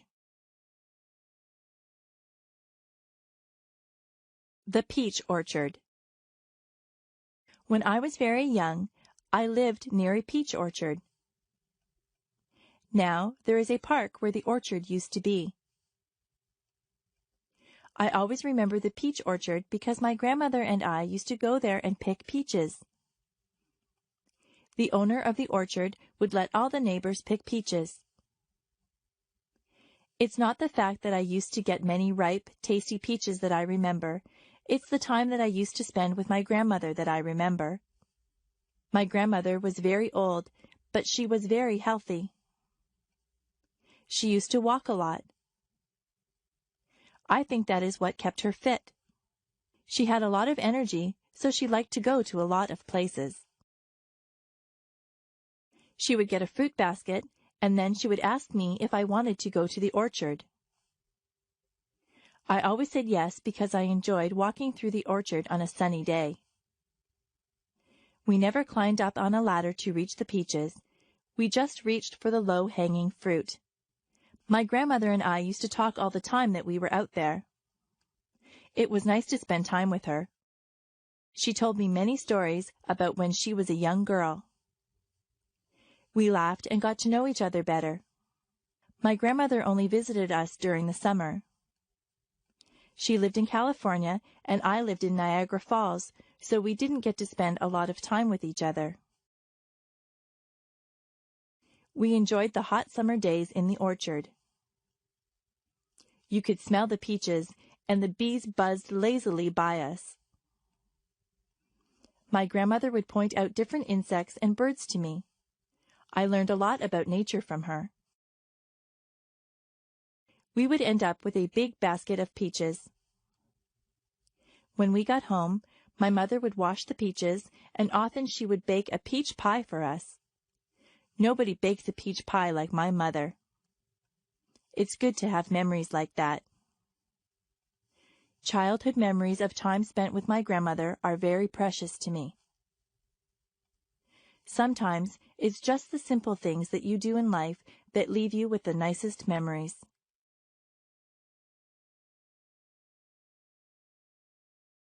Learning to dance. I went to England with my mother. She used to be a singer in a band. We went to the hotel that she used to sing at. It was a big, fancy hotel. Some of the people that she knew when she sang in the band were still there. They remembered my mother, and they had a good time talking to her and remembering old times. Many people told me that I looked like my mother. In the hotel, they had a fancy hall where they had ballroom dancing. I am not used to that kind of dancing. I always danced to rock music. A man told me that he would teach me how to dance. It looked very easy. I held one of his hands and put my other hand on his shoulder. He told me exactly how to move my feet. I was very clumsy and I stepped on his toes. He was patient with me and he counted 1, 2, 3. I tried to waltz with him. I would start out pretty well, but then I would get mixed up and stand on his toes again. The man laughed about it. I told him that I wasn't a very good dancer, but he said that I was good for a beginner. I think he was just being polite. The man asked my mother to dance. My mother is a very good dancer. I didn't know that about her. She never stepped on the man's toes once. The man thanked us for dancing with him, and I thanked him for giving me dancing lessons. I don't think I'll ever be very good at that type of dancing. Each generation has a specific type of dancing. The way that I dance is different from the way that my mother dances. The way that I dance doesn't involve moving your feet too much. I'm not too good at fancy steps.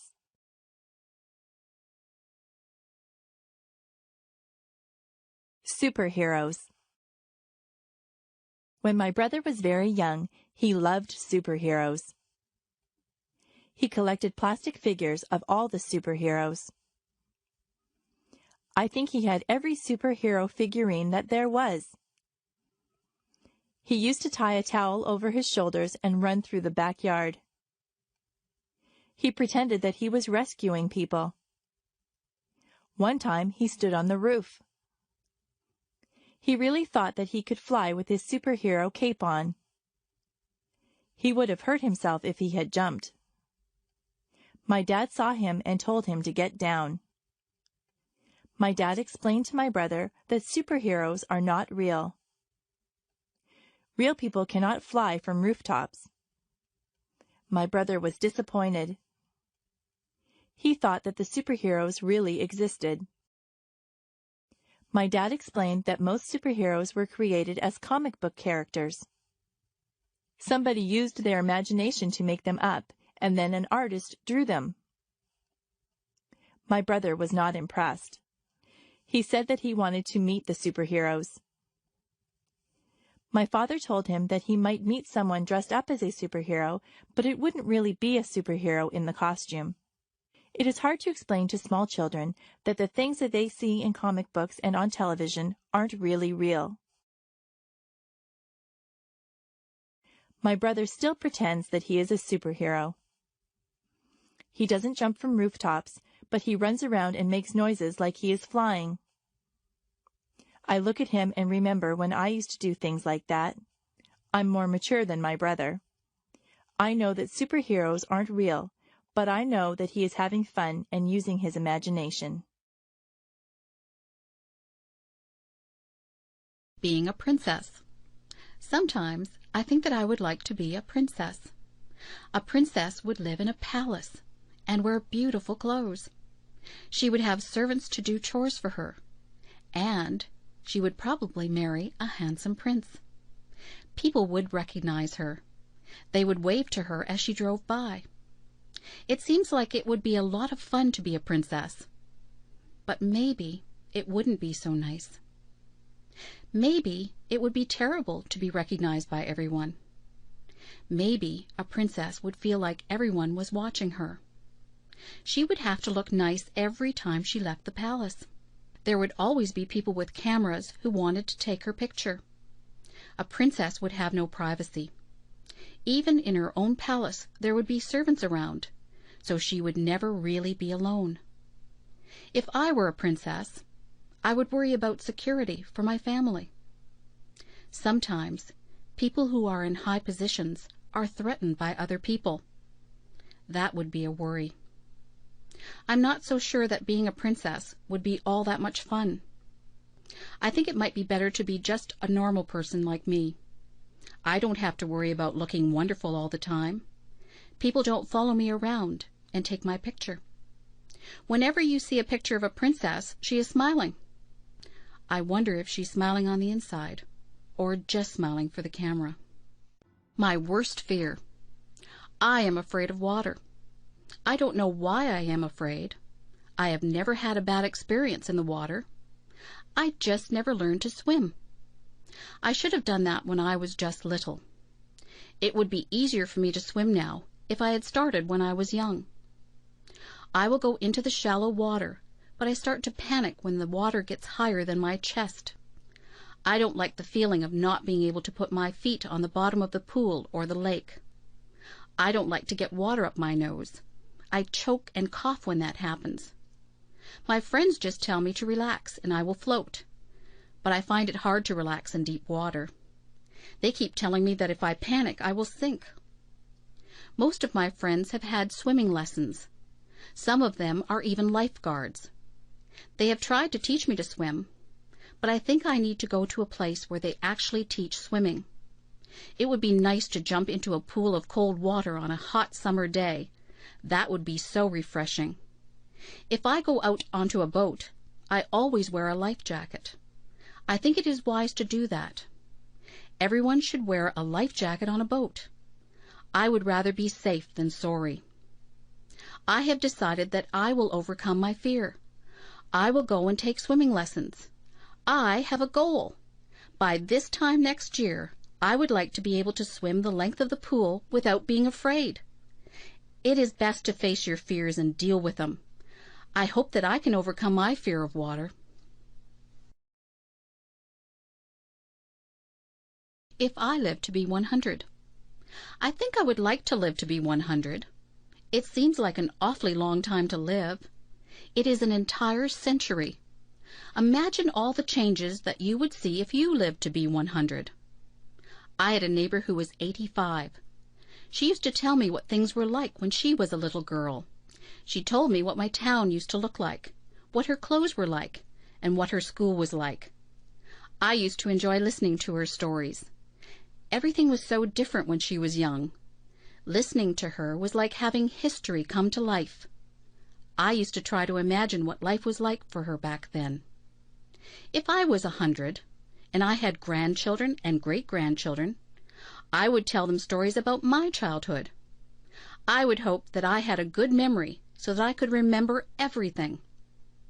If I do want to live to 100, I'll have to have a healthy lifestyle. Not too many people live to be that old. If I do get to be that old, I hope I'll still be mentally alert and physically agile. In my country, the Prime Minister sends a letter of congratulations to anyone who has their 100th birthday. People who live to be 100 are very special. Maybe in the future, with better medical care and healthier lifestyles, more people will live to be 100. If I live to be 100, I'll have a birthday cake. But I won't put 100 candles on the cake. I could never blow out 100 candles.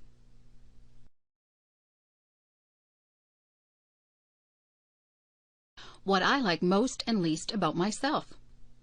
I was trying to think up the best and the worst things about myself. I think the best thing about me is that I am very friendly. I have a lot of friends, and they all like me.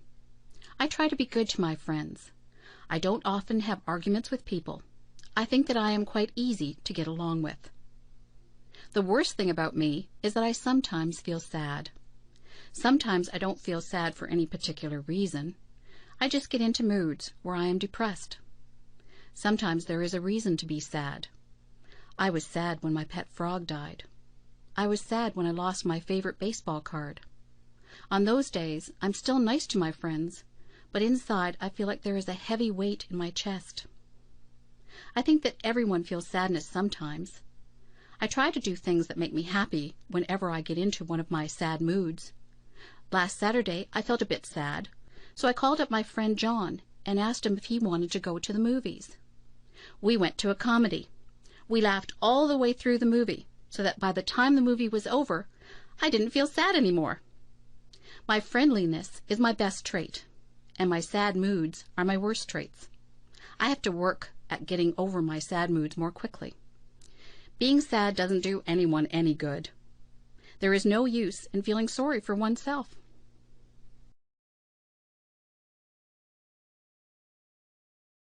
The trunk in the attic. Last month, my grandmother asked me if I could help her to clean out her attic. I was happy that she asked me. My grandmother says that her attic is full of junk. I think that her attic is full of treasures. I helped her to dust and vacuum the attic. I pulled and pushed around boxes and crates. I helped her to wash the floors and walls. My favorite thing that I did was to sort through the old trunk that she had up there. The trunk had a rusty latch on it. It was a bit difficult to open, but my grandmother got a knife and pried the latch open. The trunk was full of all kinds of things. There were lots of clothes. Some of the clothes had been my grandmother's. There was a blue velvet dress that she had worn to a dance when she and my grandfather were dating. It was a beautiful dress, but there were a few moth holes in it. There were some of my mother's old clothes. There was a pair of bell-bottom slacks that had bright flowers on it. I couldn't believe that my mother had ever worn something like that. There were some of my mother's old report cards. Some of her marks weren't very good. I had fun reading the report cards. There were photographs. There was a picture of my grandparents holding my mother when she was a baby. There was an old baseball glove that one of my uncles had owned. There was even one of my old dolls in there. One of her legs was missing. My grandmother said that I was rough on my dolls when I was little. I should have taken better care of my toys. There was even some old jewelry. I tried on some of the old clothes and jewelry. I told my grandmother that I liked looking through old things. My grandmother told me to keep whatever I wanted. She said that it was all junk. I still say that her trunk was full of treasures. Hot and cold. I notice that whenever it is summer, people complain about the heat. But whenever it is winter, people complain about the cold. It seems that people are never satisfied. I don't like the winter. It is usually much too cold for me. My teeth chatter, and my fingers turn numb whenever the weather gets cold. It is hard for me to warm up once I start to freeze.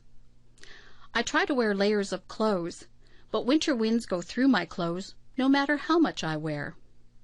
My feet feel like they are blocks of ice on a cold January day when I walk home from school. I would not like to live in a place that had cold climate all year long. I am not comfortable when it is too cold. I like the summer.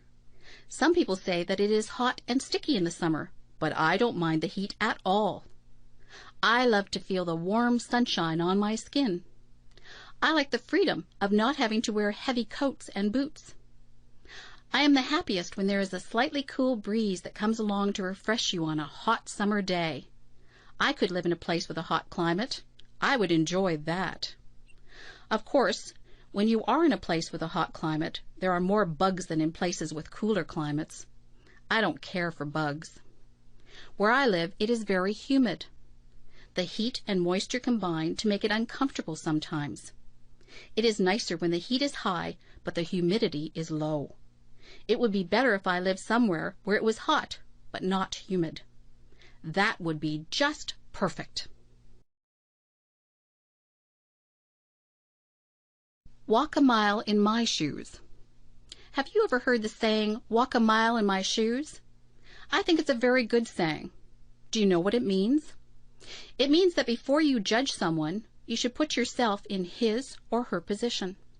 For example, if someone was running in a race and they did very poorly and came in last, it wouldn't be fair to say, oh, he's just a terrible runner. You would have to look at all the circumstances that made the person lose the race. Maybe they pulled a muscle in their leg the day before.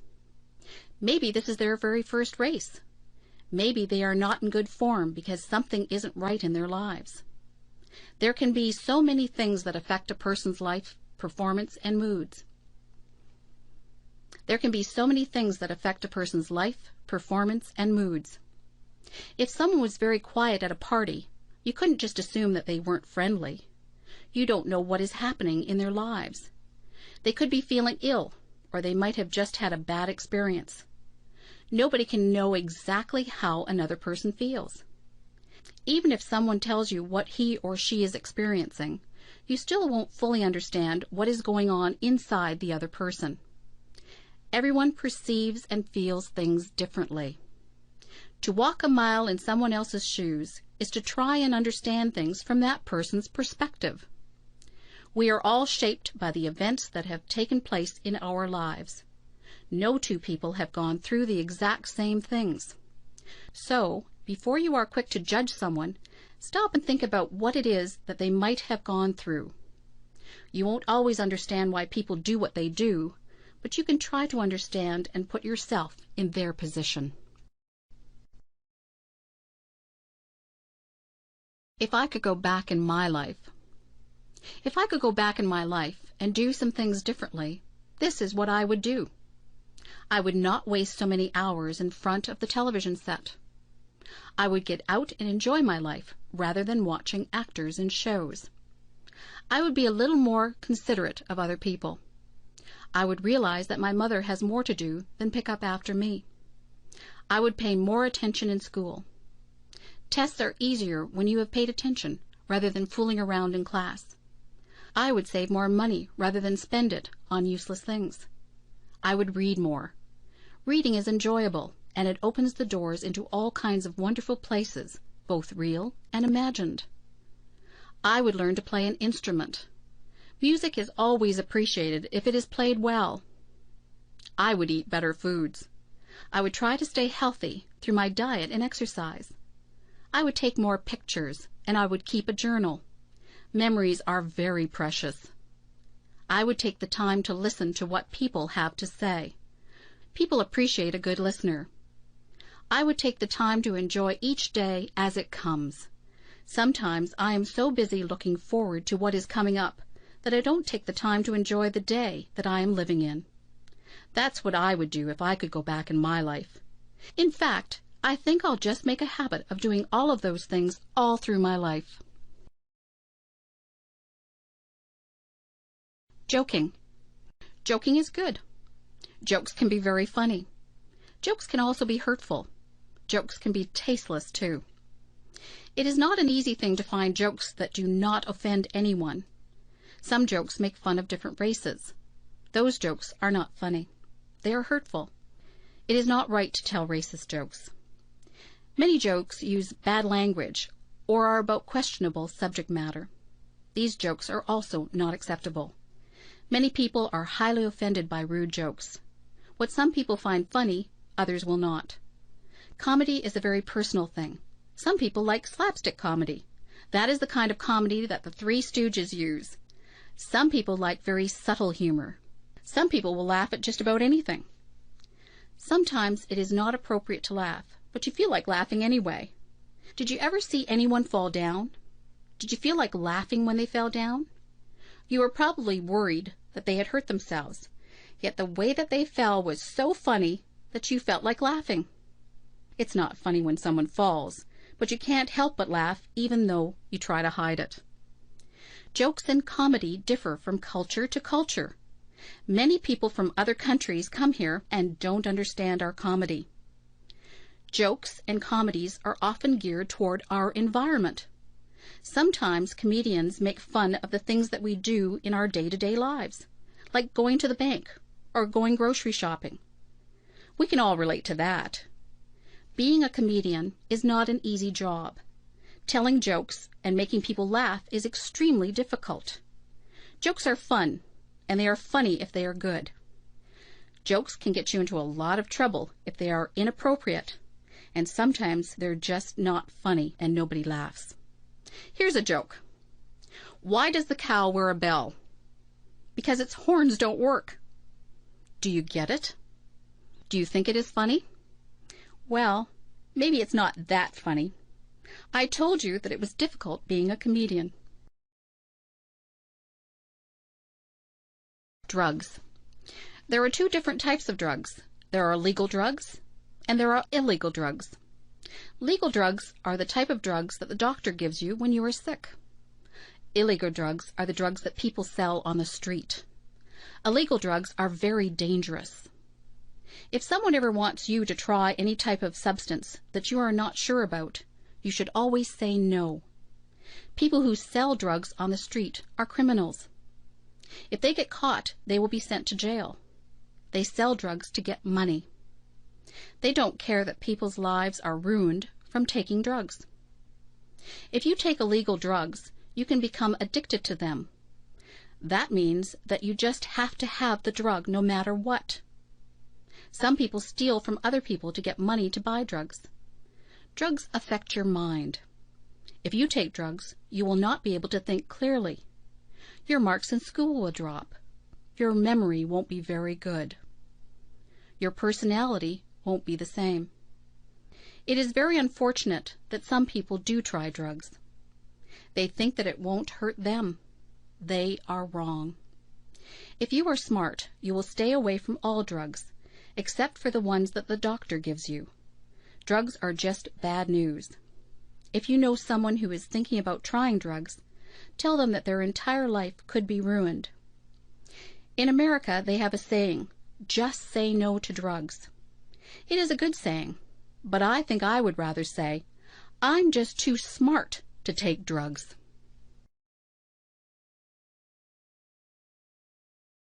Divorce. Mary's parents just got a divorce. Mary is very upset. She thinks that her parents don't love her anymore. She thinks that they got a divorce because of her. She is wrong. Her parents love her just as much as they always did. They aren't getting divorced because of Mary. Sometimes marriages just don't work out. It isn't really anyone's fault. Marriage isn't easy. It is hard for two people to stay together for a lifetime. Sometimes people change as they get older and they move on. Some people have perfectly good marriages and they stay together for their entire lives.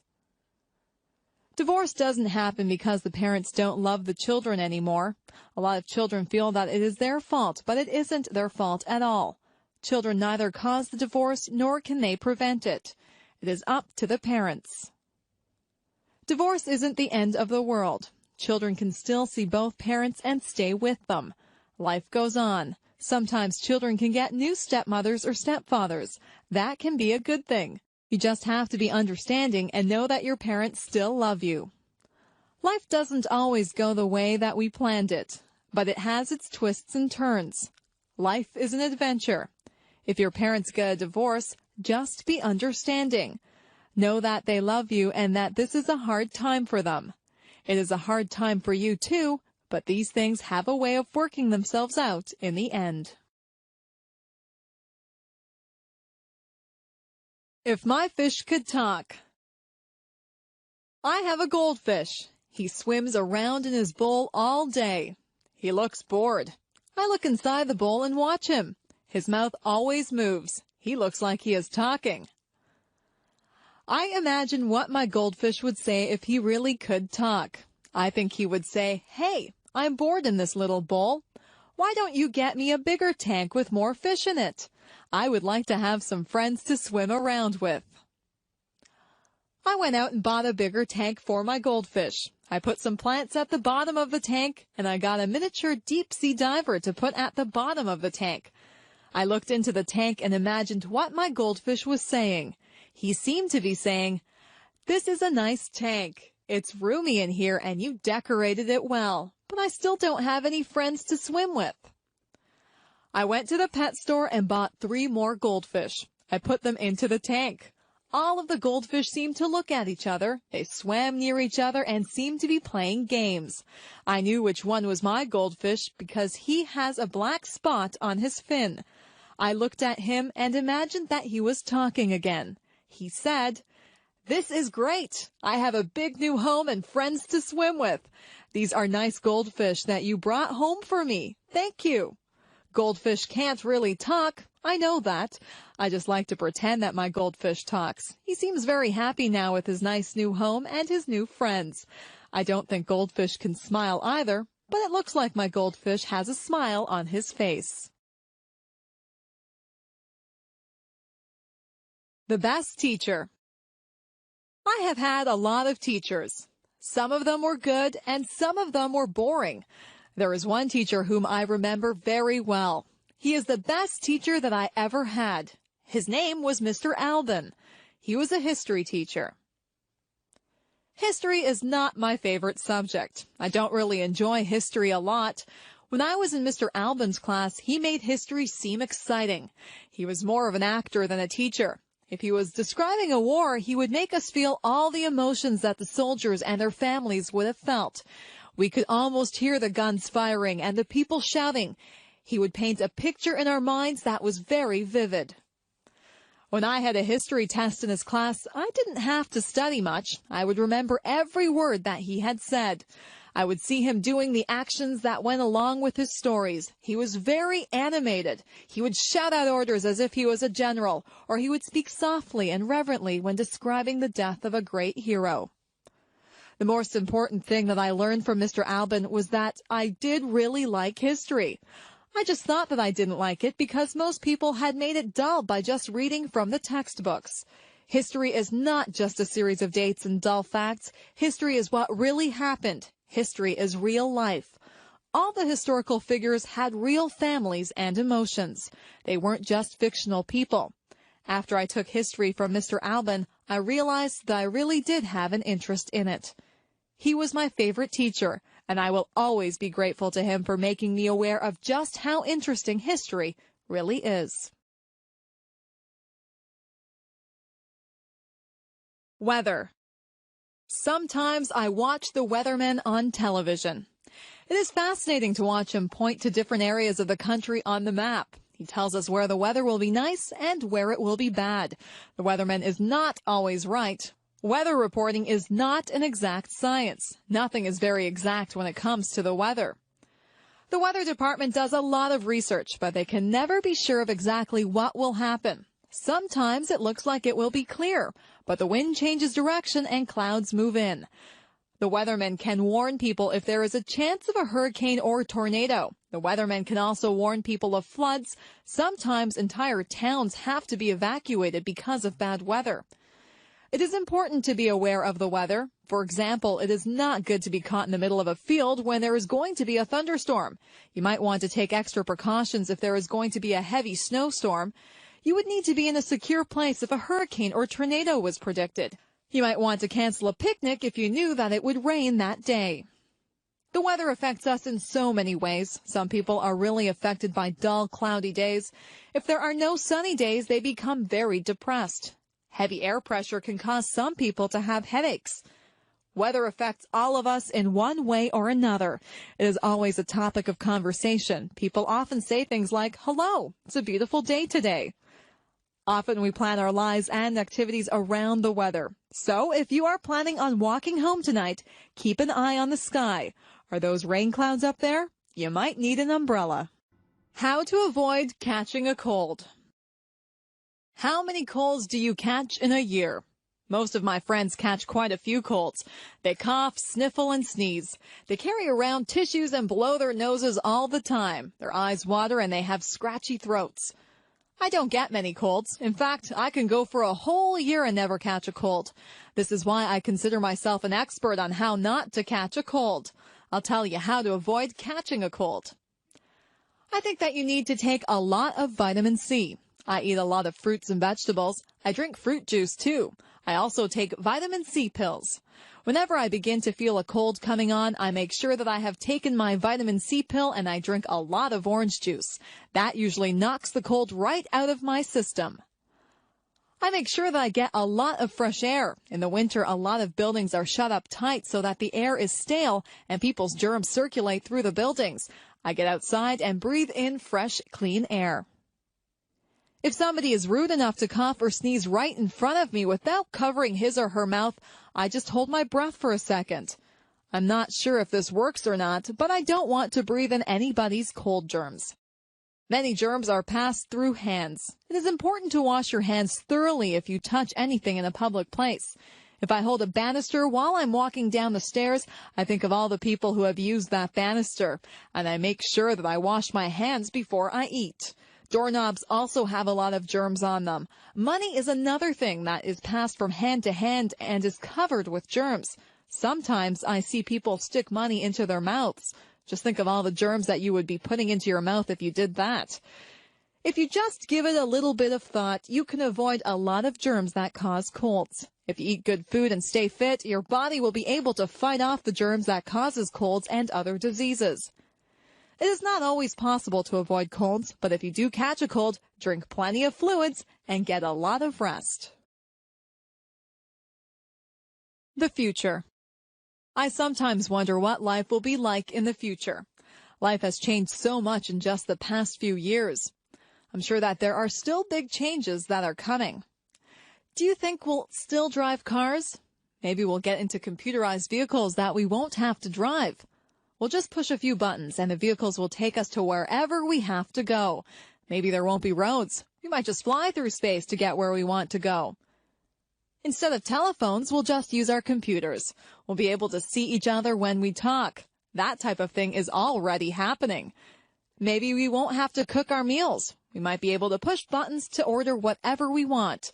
A nice roast beef dinner or an ice cream sundae might just pop out of a machine. It would be nice to have a robot to clean the house for you.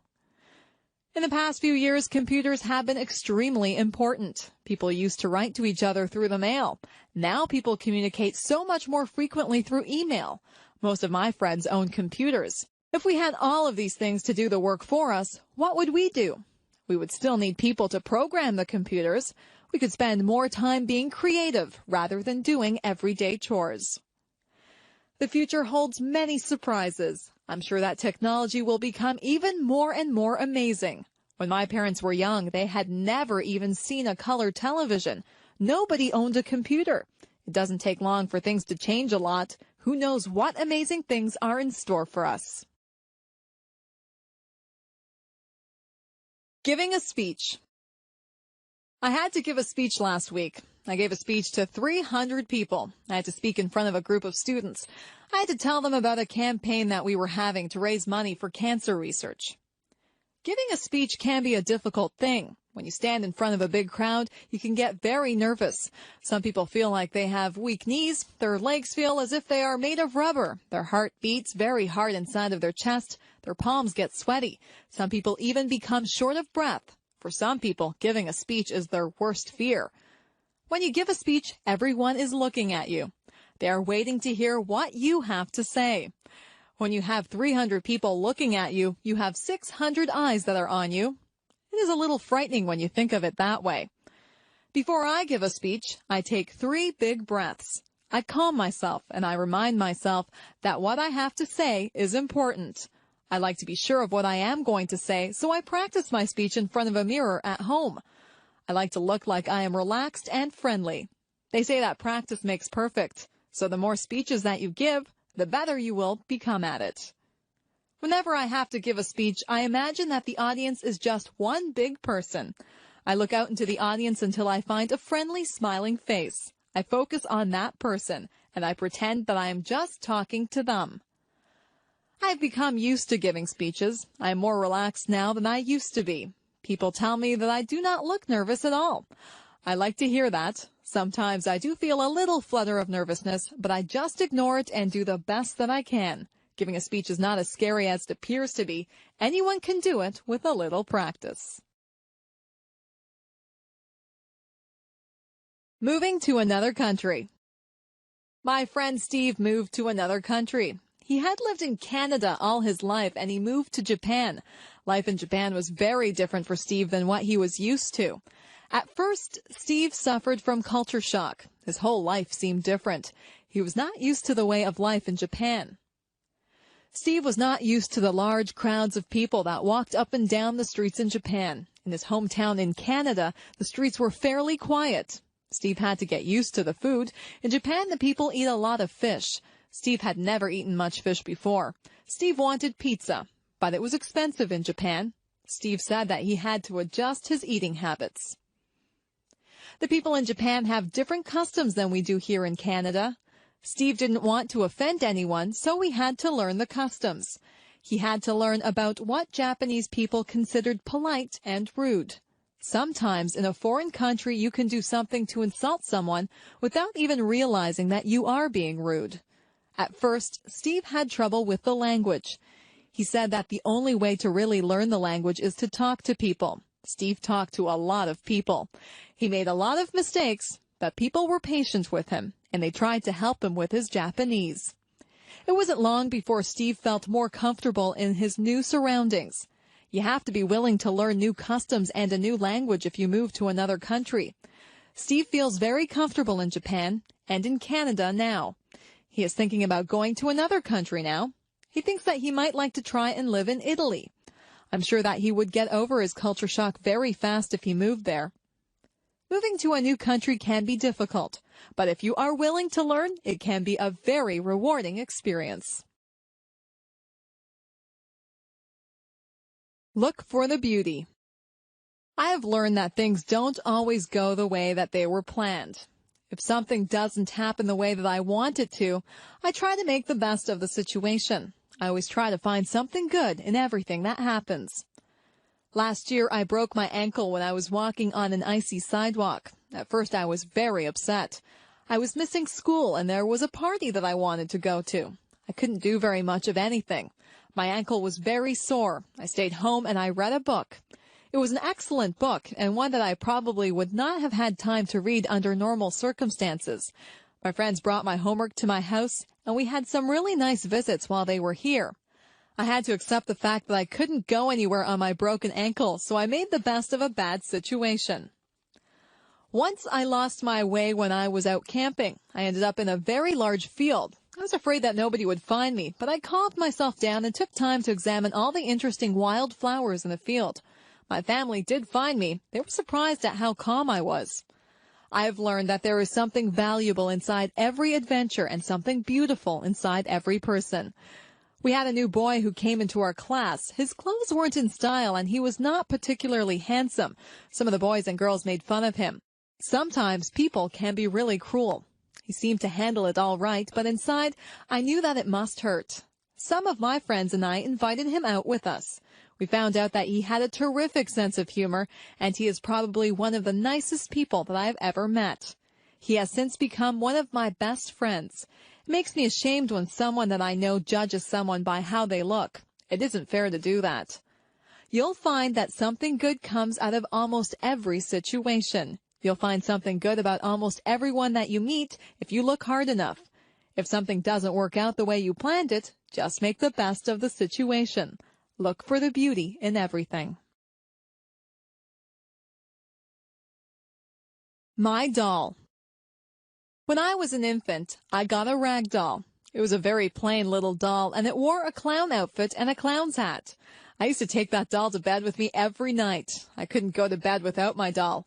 My mother used to pretend that the doll was talking to me. She would make the doll dance and sing songs. I would talk to the doll. My mother would answer for the doll, but I was a baby, and I thought that the doll was actually talking to me. That doll was my best friend.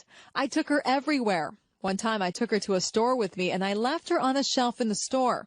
We were halfway home when I realized that I didn't have my doll with me. I was very upset. My mother and I rushed back to the store. My doll was still there. I was so relieved. I hugged my doll and I promised myself that I would never leave her anywhere again. I couldn't imagine life without that doll. Through the years, the doll became less important in my life. I had other things to do, but the doll still sat on my bed during the day, and I still took it to bed at night. I gave that doll a lot of love when I was little. In fact, I love that doll so much that she looks tattered and torn now. There are parts of her face and hands that are almost worn away. I had a lot of other toys when I was little, but none of them were ever so important as that doll. I don't play with toys anymore, but that doll is still in my room. She sits in a special chair in the corner. I'll always have that doll. No matter how worn out she is, I'll always keep her and cherish her as part of my early childhood. I am curious. I am curious about many things. I would like to find the answers to a lot of questions that I have. What holds the stars up in the sky? Why does ice form on the top of the lake when it is cold? Is there life on other planets? Why do we not fall off the face of the earth? How do caterpillars turn into butterflies? All of these things are mysteries to me. There are so many questions that are unanswered. I think I should go to the library and get a book to find out why people grow old. What makes a television work? I also want to know where electricity comes from. Who is the strongest person in the world? Who is the smartest person in the world? Why do some people have blonde hair and some people have black hair? Why do people in different countries speak different languages? Why do people have to die? Why are no two snowflakes alike? What makes people fall in love? What makes the rivers run? Why does the sun rise every morning? How did the oceans form? Why did the dinosaurs vanish from the earth? I wonder if I'll ever find out the answers to all of my questions. I think I'll have to study hard and stay in school to find out everything that I want to know. Some questions never get answered. It is good to be curious. People who are curious about things are the ones who learn a lot, and some curious people go on to invent things and make important discoveries. Creative people. Some people are just born to create. That's what I think. Some people just have the need to write stories, compose beautiful music, or paint pictures. Creativity seems to be inside them, and they need to let it out. It's good that we have people like that. Composers like Mozart and Chopin have given us music that is incredibly beautiful. It's not just the classical composers who have given us great pieces of music. There are modern composers who have written great songs also. Elton John is an example of someone who has composed many wonderful songs. Andrew Lloyd Webber has given us some very popular musicals like Cats and The Phantom of the Opera. There are so many talented and creative people in this world. When you visit an art gallery, you marvel at how artists are able to recreate realism or make up something that seems totally unreal, yet beautiful. The American artist Norman Rockwell painted some pictures that actually look like photographs. He tried to portray life as it was in America.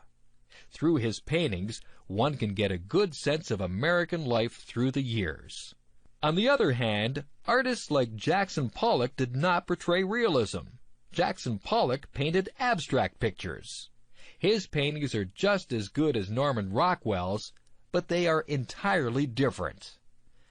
Some books that we read are classics. Mark Twain portrayed American life through his characters Tom Sawyer and Huckleberry Finn. Charles Dickens brought Victorian England to life through his books. Most people are familiar with his Christmas Carol, where the mean and miserable Scrooge learns the true meaning of Christmas.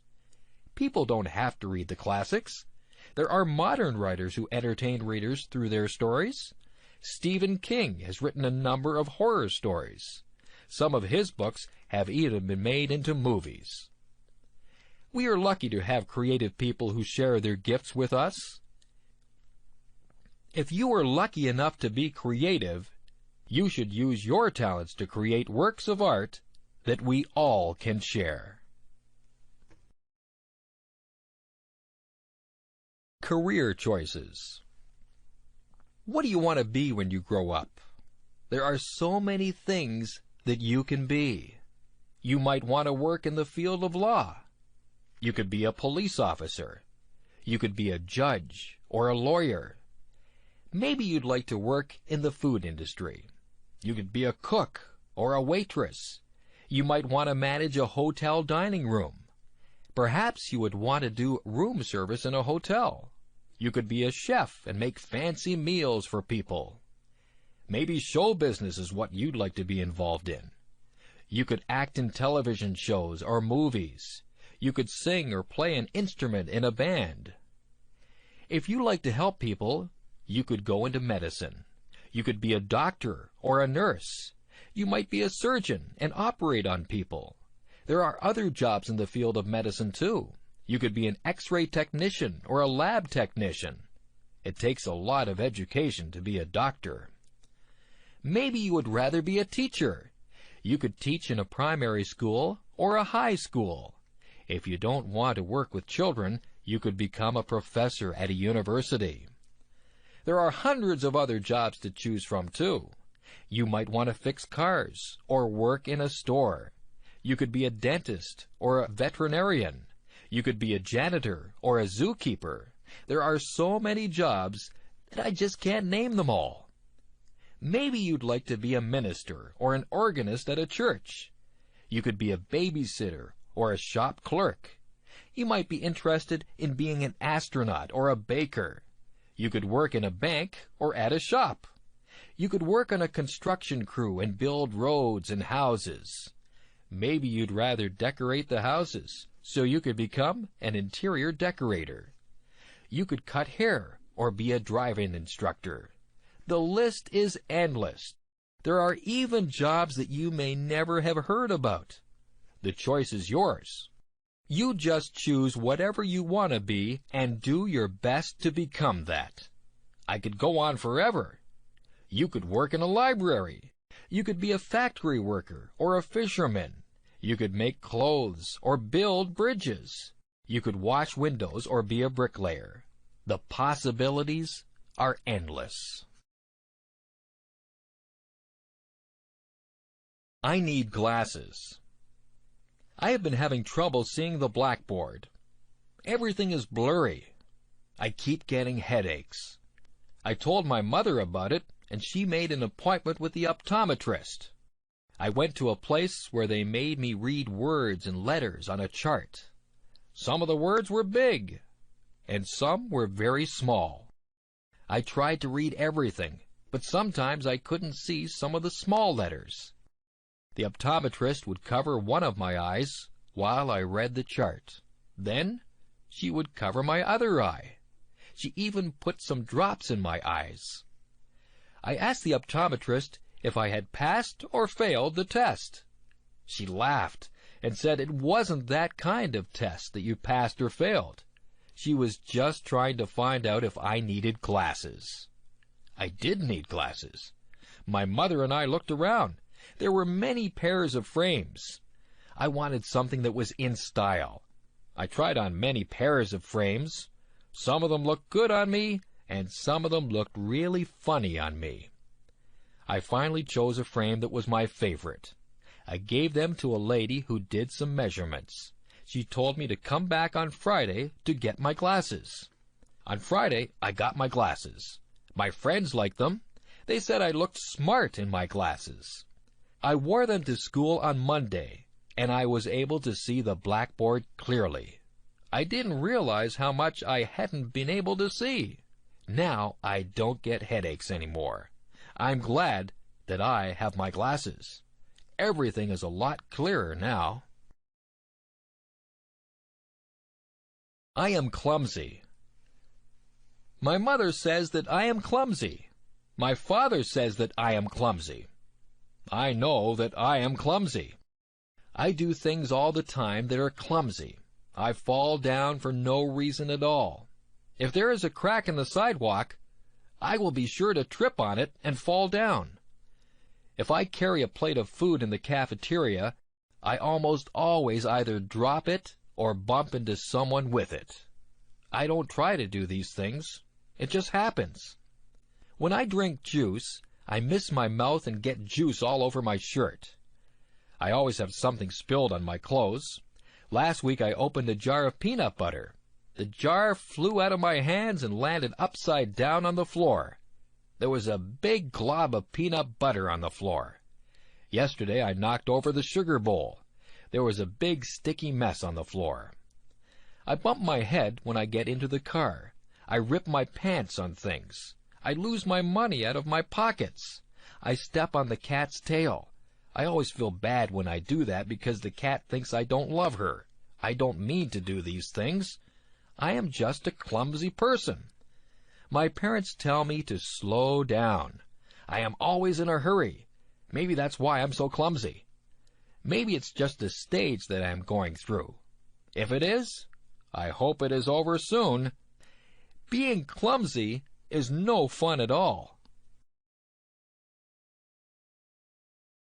Home alone. I remember the first time that my parents left me home alone. I was very grown up, and I thought that I would be just fine. I was fine for a while. I watched television and had something to eat. I called my friend on the phone, and we talked for a while. Then I sat down to read a book. The house was quiet, very quiet. I found myself listening very carefully. I heard a tap-tap-tapping noise. I wondered where it was coming from. It seemed to be coming from the window. I turned out the lights so that nobody would see me, and I peeked out the window carefully. I was expecting to see a robber tapping at my window. There was nobody there. It was just a tree branch swaying in the breeze and tapping at my window. I felt silly. I turned on the lights and sat back down to read my book. A few minutes later, I heard some creaking noises. I listened carefully. Then I heard a clunking noise. I think it might have been the furnace. Then there was a whirring noise. My imagination began to play tricks on me. I was imagining that there were all kinds of creatures in the house. I told myself to grow up. I wouldn't let my imagination run away with me. I was glad when my parents got home. I told them about all the noises that I had heard. My parents laughed and said that all houses make noises. We're usually just so busy that we don't hear all the noises that go on. I have stayed home alone many times now. I just ignore all the little creaks and noises that I hear.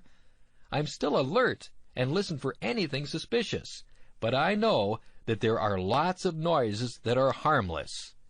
That tree that taps on my window still frightens me sometimes, but I'm a lot braver now than I was the first time that I stayed home alone. Family.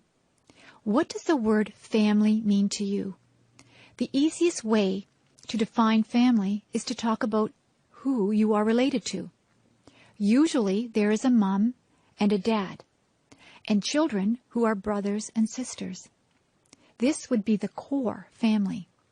Then there is the extended family, which would include grandparents, aunts and uncles, cousins, nieces, and nephews, and in-laws. People married to your brothers or sisters, husband or wife. However, I think the word family has a much deeper meaning. The word family brings words to my mind like love, support, help, kindness, fun, love, trips, closeness, love, forgiving, sharing, love, understanding, respect, and love. You'll notice one word that is repeated over and over again: love. I believe if a family has real love for one another, they will be able to overcome any problems they may have. Actually, they may not have too many problems if they all love and respect one another. However, there are things that cannot be helped, like death, sickness, or accidents. It is during those hard times that a family's love helps them to go through those experiences. We had quite a few children in my family. There were brothers and sisters, which included an adopted brother and a number of foster children too. I was also very fortunate that I had both my mom and dad to live with and do things like vacations together. We had a lot of fun, and there were some times of tears too. Above all, we love one another. Family is a wonderful thing. I am so lucky. My first job. My first real job was during my last year of high school. I had taken classes in various business subjects. In that last year of high school, we could do a co-op. That meant we could work part of the time instead of going to school. It would count as a credit towards our diploma. The place I got a job was at a men's tailor shop. The owners were a very nice older German couple. They had 2 other men working for them too. One of the men had had brain surgery for cancer. He had a big, long scar all around the top of his head. He told me all about it. He was always happy and full of fun. I thought he was very brave. The tailor shop made suits to order. One of the salesmen would measure the man, and the customer would choose a fabric and style, for he or his wife liked. The people in the back of the shop would then cut and sew the suit. The suits cost a lot of money. There were also suits already made that the customer could buy instead if they wished. They could also rent suits or tuxedos for weddings or parties. I worked at a little desk. I answered the phone, wrote letters, filed papers, and did some bookkeeping. It was about a mile walk from my school to work. I passed many clothing shops. That wasn't good because I spent a lot of my money that I earned in those shops. I worked at the tailor shop for almost a year. It was a good experience and helped me get my next job with the United States Navy. That was fun too. First trip away from home. Today I'm going to my friend's house. Her name is Valerie.